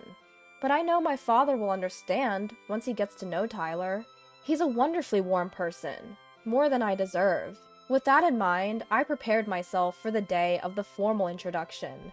And on the day of the marriage proposal, Tyler had reserved a room at a hotel restaurant. Seeing him dressed up in a suit instead of his usual work attire felt fresh.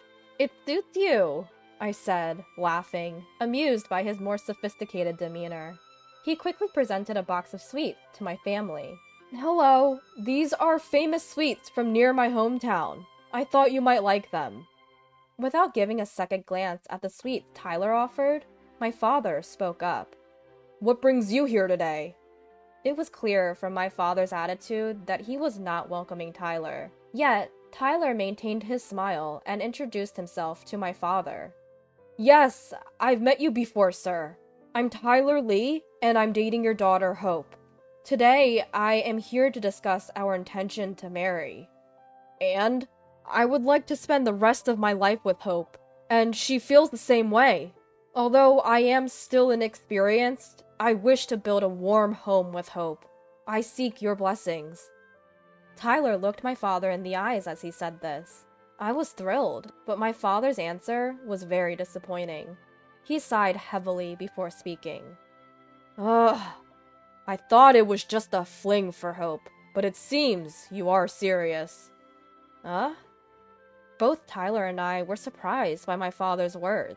I knew she was dating someone, but I must say, he's not very impressive. My mother chimed in. Mother, that's rude to him. But it's true. Your father spends a lot on me, but from what I've heard from Hope, he doesn't even buy her branded items, does he?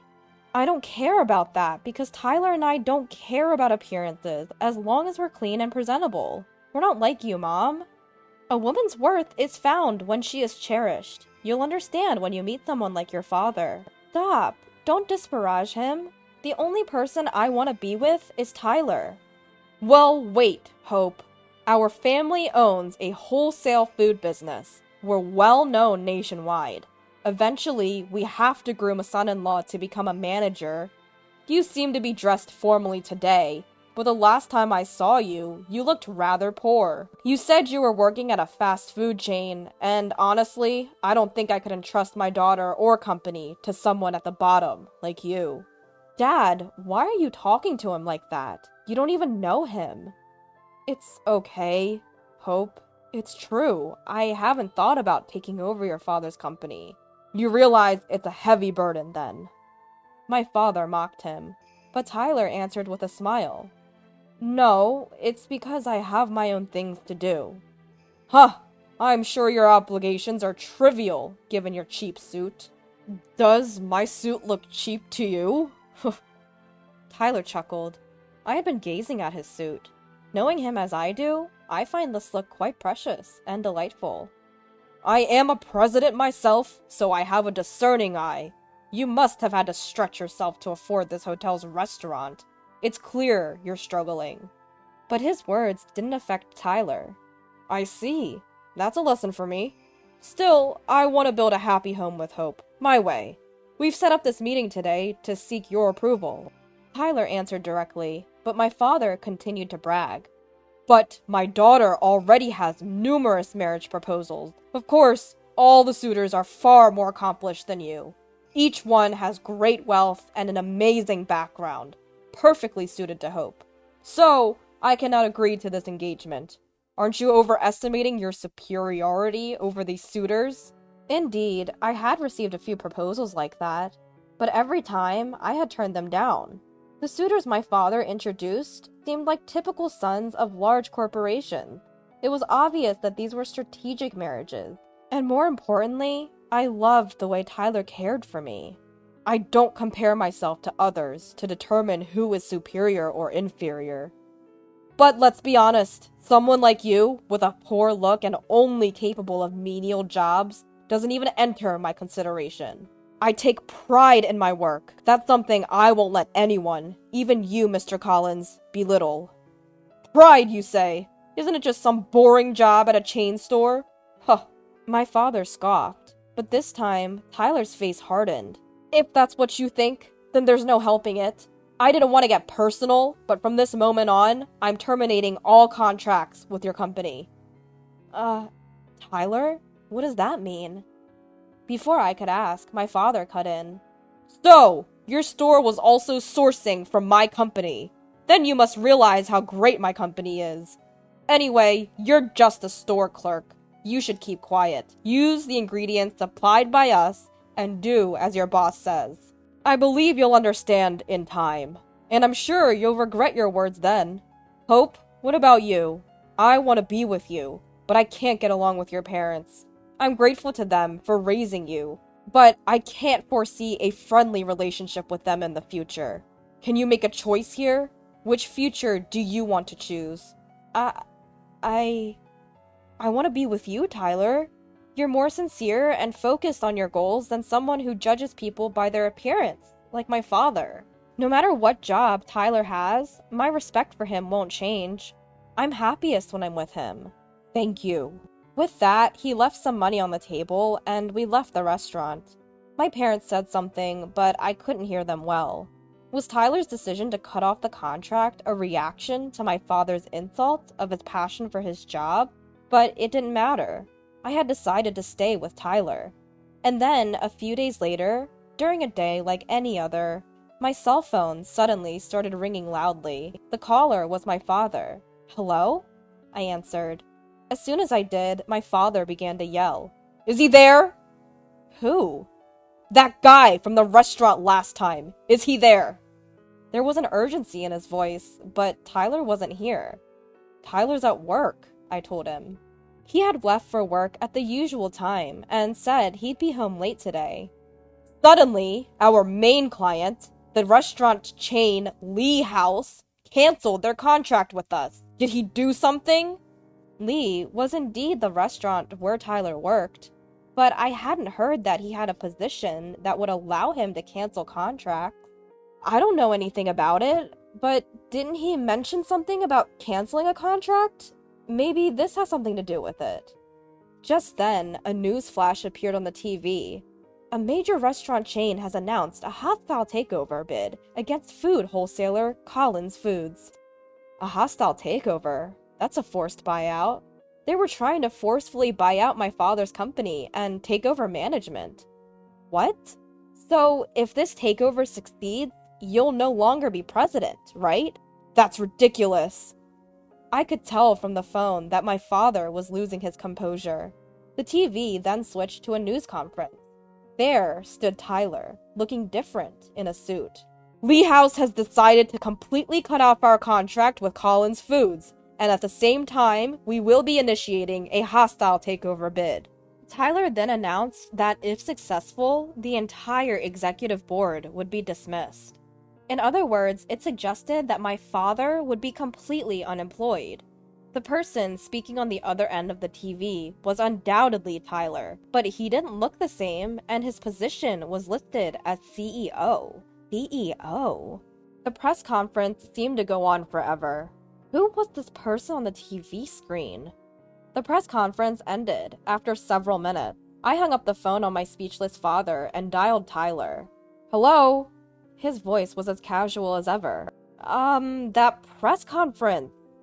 I couldn't put my question into words. He seemed to understand and laughed on the other end of the phone. Sorry. Did I surprise you? Surprised? Yeah. Well, actually... He explained each point slowly and carefully.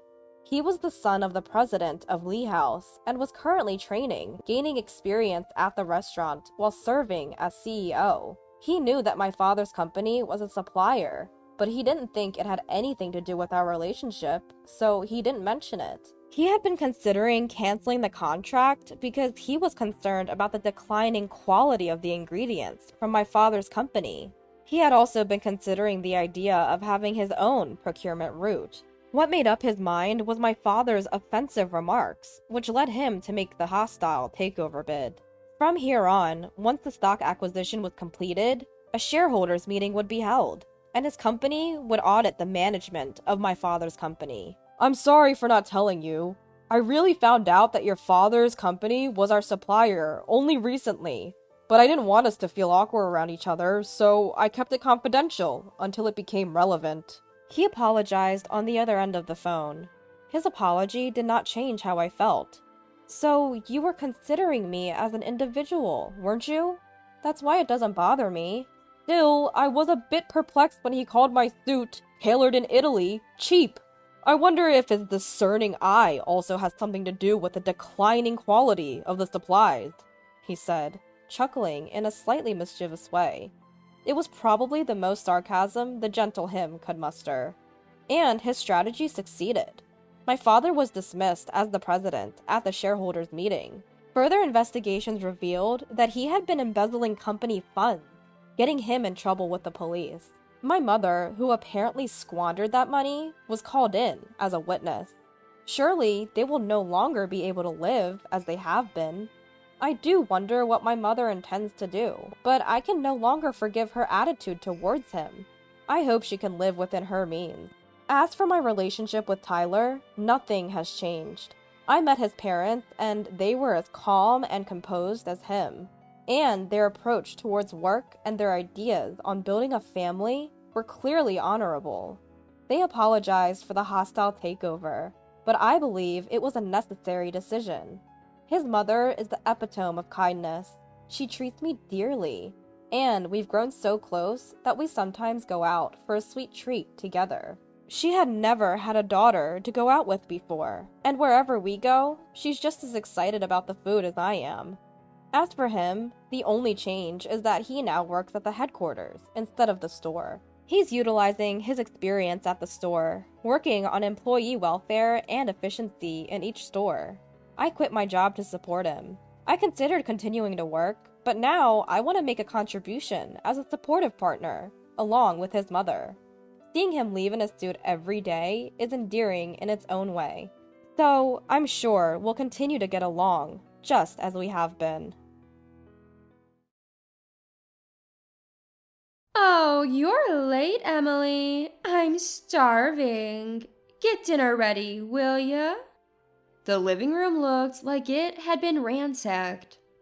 Lying on the couch like she owned the place, my mother-in-law pushed me to my limit. That's it, I'm done taking this from her. My name is Emily. I met my husband Samuel through work and we got married. We're both career-driven. We love our jobs so much that we discussed how to balance work and family life before getting married. Once kids are in the picture, priorities shift, and you have to make sacrifices. We chose not to have children so we could focus on our careers and eventually go independent. We share the housework and vow to support each other. Our jobs keep us busy, but we get along well. We spend our weekends chatting about work or enjoying some leisure time. But there's one yearly event that's pure torture for me: going on vacation with my father-in-law and mother-in-law. Samuel and I agree that family is important. Since he respects my family, I want to do the same for his. I don't mind going on these trips. It's just my mother-in-law who irks me. She just can't stand me. During a family meeting, Samuel explained that we wouldn't be having kids and would continue working. While my father-in-law was understanding, my mother-in-law flew off the handle. How can you marry a woman who doesn't want kids? I've been looking forward to grandchildren. Women should quit their jobs when they get married. Women can't accomplish anything meaningful in the workplace. My father-in-law snapped back. Well, maybe you never accomplished much, but Emily has a promising career. This led to a heated argument between them. Samuel had to step in to break it up, exasperated. Ever since that terrible family meeting, my mother-in-law and I had been on bad terms. The day of the trip had arrived. Feeling downcast, I headed to the meeting spot where I'd see my father-in-law and mother-in-law. Samuel turned to me. Hey, it's all right if you don't want to do this, you know? I replied, no worries, let's go. Our trip with father-in-law and mother-in-law was an overnight stay. We had separate rooms for my in-laws, so we didn't spend the night together. A day or two of discomfort wasn't a big deal. When we arrived at the meeting place, father-in-law greeted us warmly, but mother-in-law seemed constantly upset. It was hard to enjoy the trip while not trying to annoy my visibly irritable mother-in-law. Father-in-law had recently retired from the company where he'd worked for years, although he was rehired for some time. While we caught up about his life post-retirement, mother-in-law only had sarcastic remarks.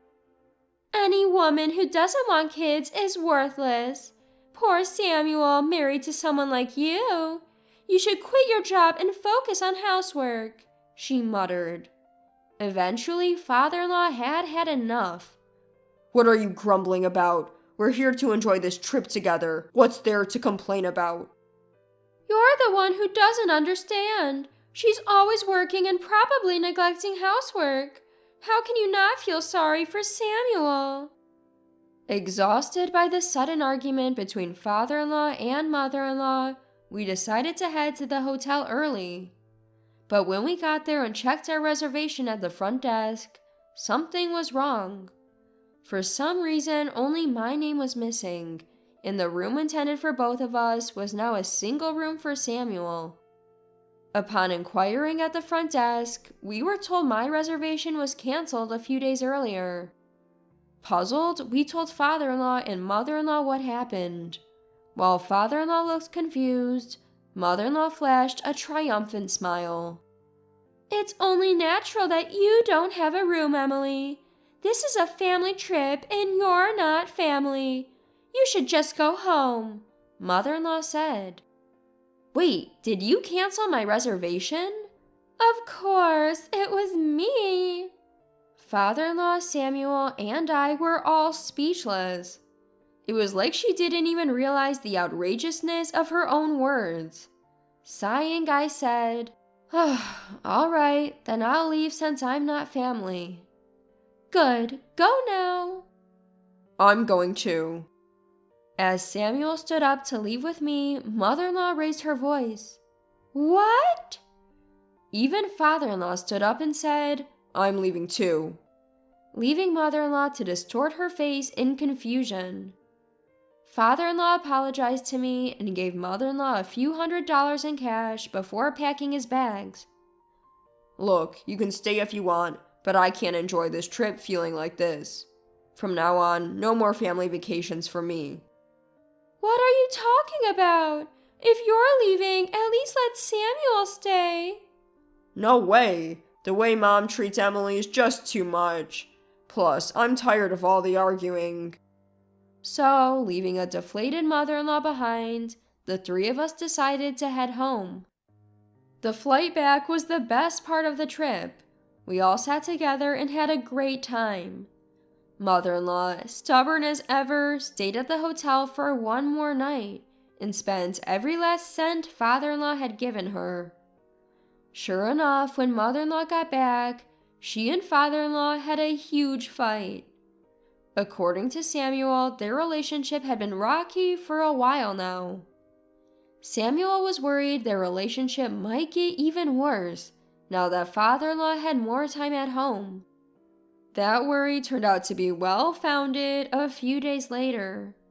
Samuel went to work and I was enjoying my day off when the doorbell rang. There stood mother-in-law with a load of bags. What? Mother-in-law? I'm done living with my husband. I'm staying here for a while. Ignoring my shock, mother-in-law waltzed in and took over the living room. Feeling stuck, I called Samuel at work.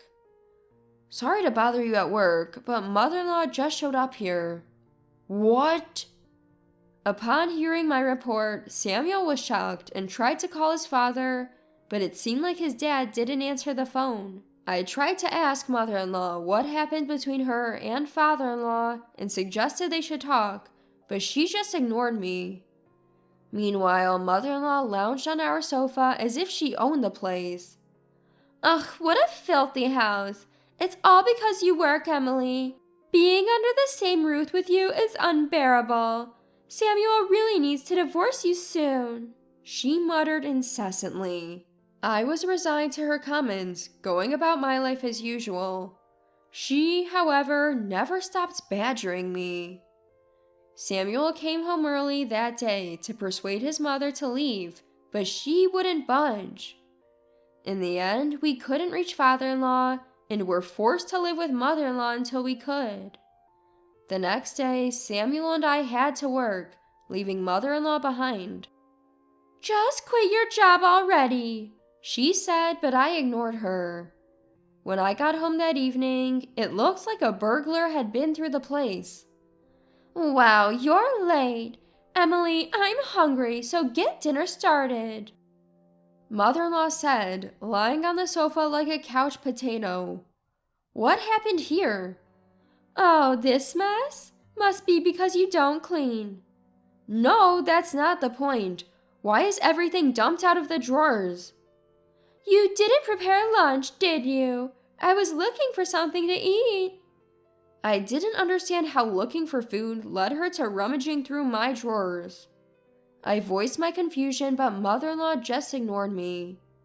Realizing that my credit card was missing, my heart sank. Just as I suspected, my mother-in-law had probably stolen it. As I was contemplating how to bring up the issue, Samuel walked through the door. Seeing the state of the house, he immediately started arguing with his mother. I pulled Samuel aside and whispered that my credit card was missing. Rubbing his temples, he sighed, Give me a break. Look, we can't let her get away with this. She needs to face the consequences. If you say so, leave it to me. Samuel agreed, and so we resolved to make mother-in-law pay for her actions. A few days later, Samuel finally got through to his father, who had been unresponsive because he was traveling with a friend and didn't have his phone. When he returned home, he found a note from my mother-in-law on the table.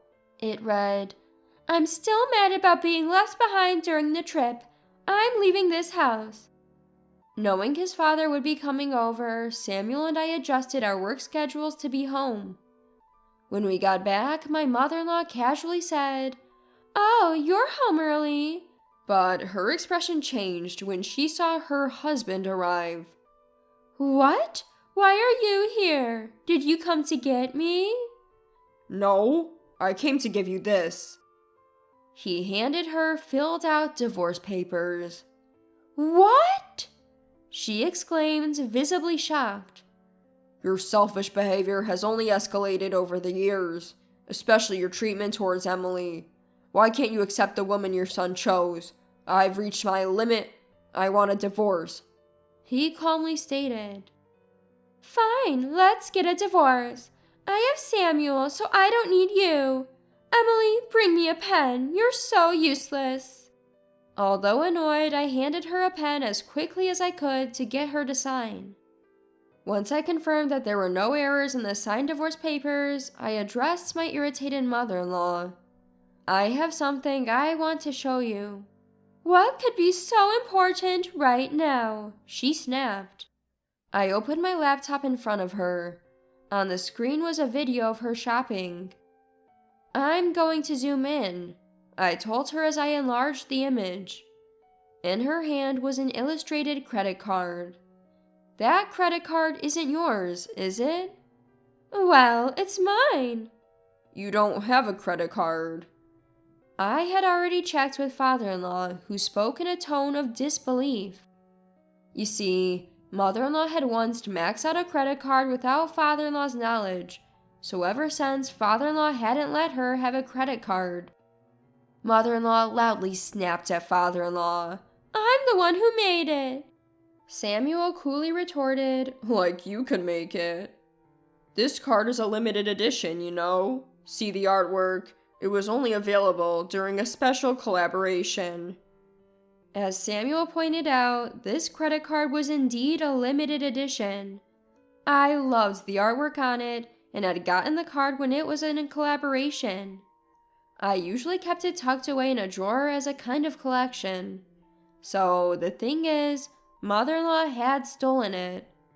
We could have suspended the card immediately, but Samuel and I let mother-in-law dig her own grave so we could gather irrefutable evidence. I have time-stamped photos, and when we checked the card's transaction history, it matched the time mother-in-law was out shopping. Seems like you've bought other luxury items too. "It's not true. I didn't steal any credit card." "Really? Then let's submit these photos and the transaction history to the police. We need to find out who misused the card if it wasn't you." "The police?" Mother-in-law's voice cracked in surprise. "Of course, someone stole from us," I said, and mother-in-law started making outrageous claims. "The photo is fake. Who would even take such a picture? Someone just fabricated this. I'm innocent." "I took that photo." "What?" As I've told you before, I'm a journalist. I work as a journalist, capable of tailing people and collecting photographic evidence if needed. Mother-in-law had no chance of escaping with a pro like me on her tail. I operated my laptop and displayed photo after photo of mother-in-law buying various luxury goods. If it wasn't you, the police will figure it out when we present all this evidence. Don't worry, and if police involvement seems unlikely, we'll get a lawyer. I knew that police often don't intervene in civil matters. Them taking action over mother-in-law misusing the credit card without permission was unlikely, but I had used the threat of calling them. However, the idea of consulting a lawyer was real. I was collecting evidence photos to claim damages. "Even if you're my daughter-in-law, I'm still your mother. What kind of horrible person takes such pictures of family?" Odd, I recall you saying I wasn't family when we went on a trip. Upon hearing my confrontational words, mother-in-law's face turned beet red. In a flustered state, she shoved father-in-law aside and ran out of the house. While I was asking father-in-law, who had fallen, "Are you okay?" Samuel sprinted out of the house. Given that Samuel enjoys running, he's pretty quick on his feet. Mother-in-law had no chance to escape and was caught almost immediately. I informed her that I would report to the lawyer that she had injured father-in-law in addition to running away. Although father-in-law wasn't seriously hurt, he did injure his back and had to go to the hospital. I told mother-in-law we would also be billing her for the medical expenses, to which she tearfully responded, "I don't have that kind of money." I didn't care. Samuel said, "I can't deal with parents like this," and handed mother-in-law a letter of disownment, thus completing her eviction.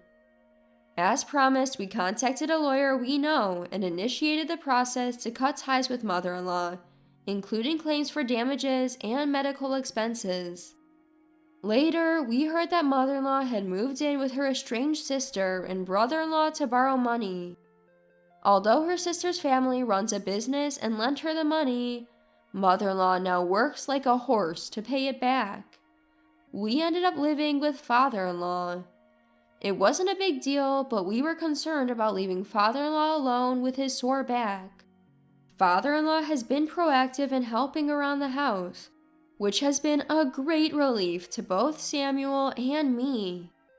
Father-in-law's years of work experience also bring valuable advice to our careers. Of course, if father-in-law's health deteriorates, we're prepared to support him fully. Now that mother-in-law is out of the picture, the three of us are living harmoniously, enjoying the return of peaceful days.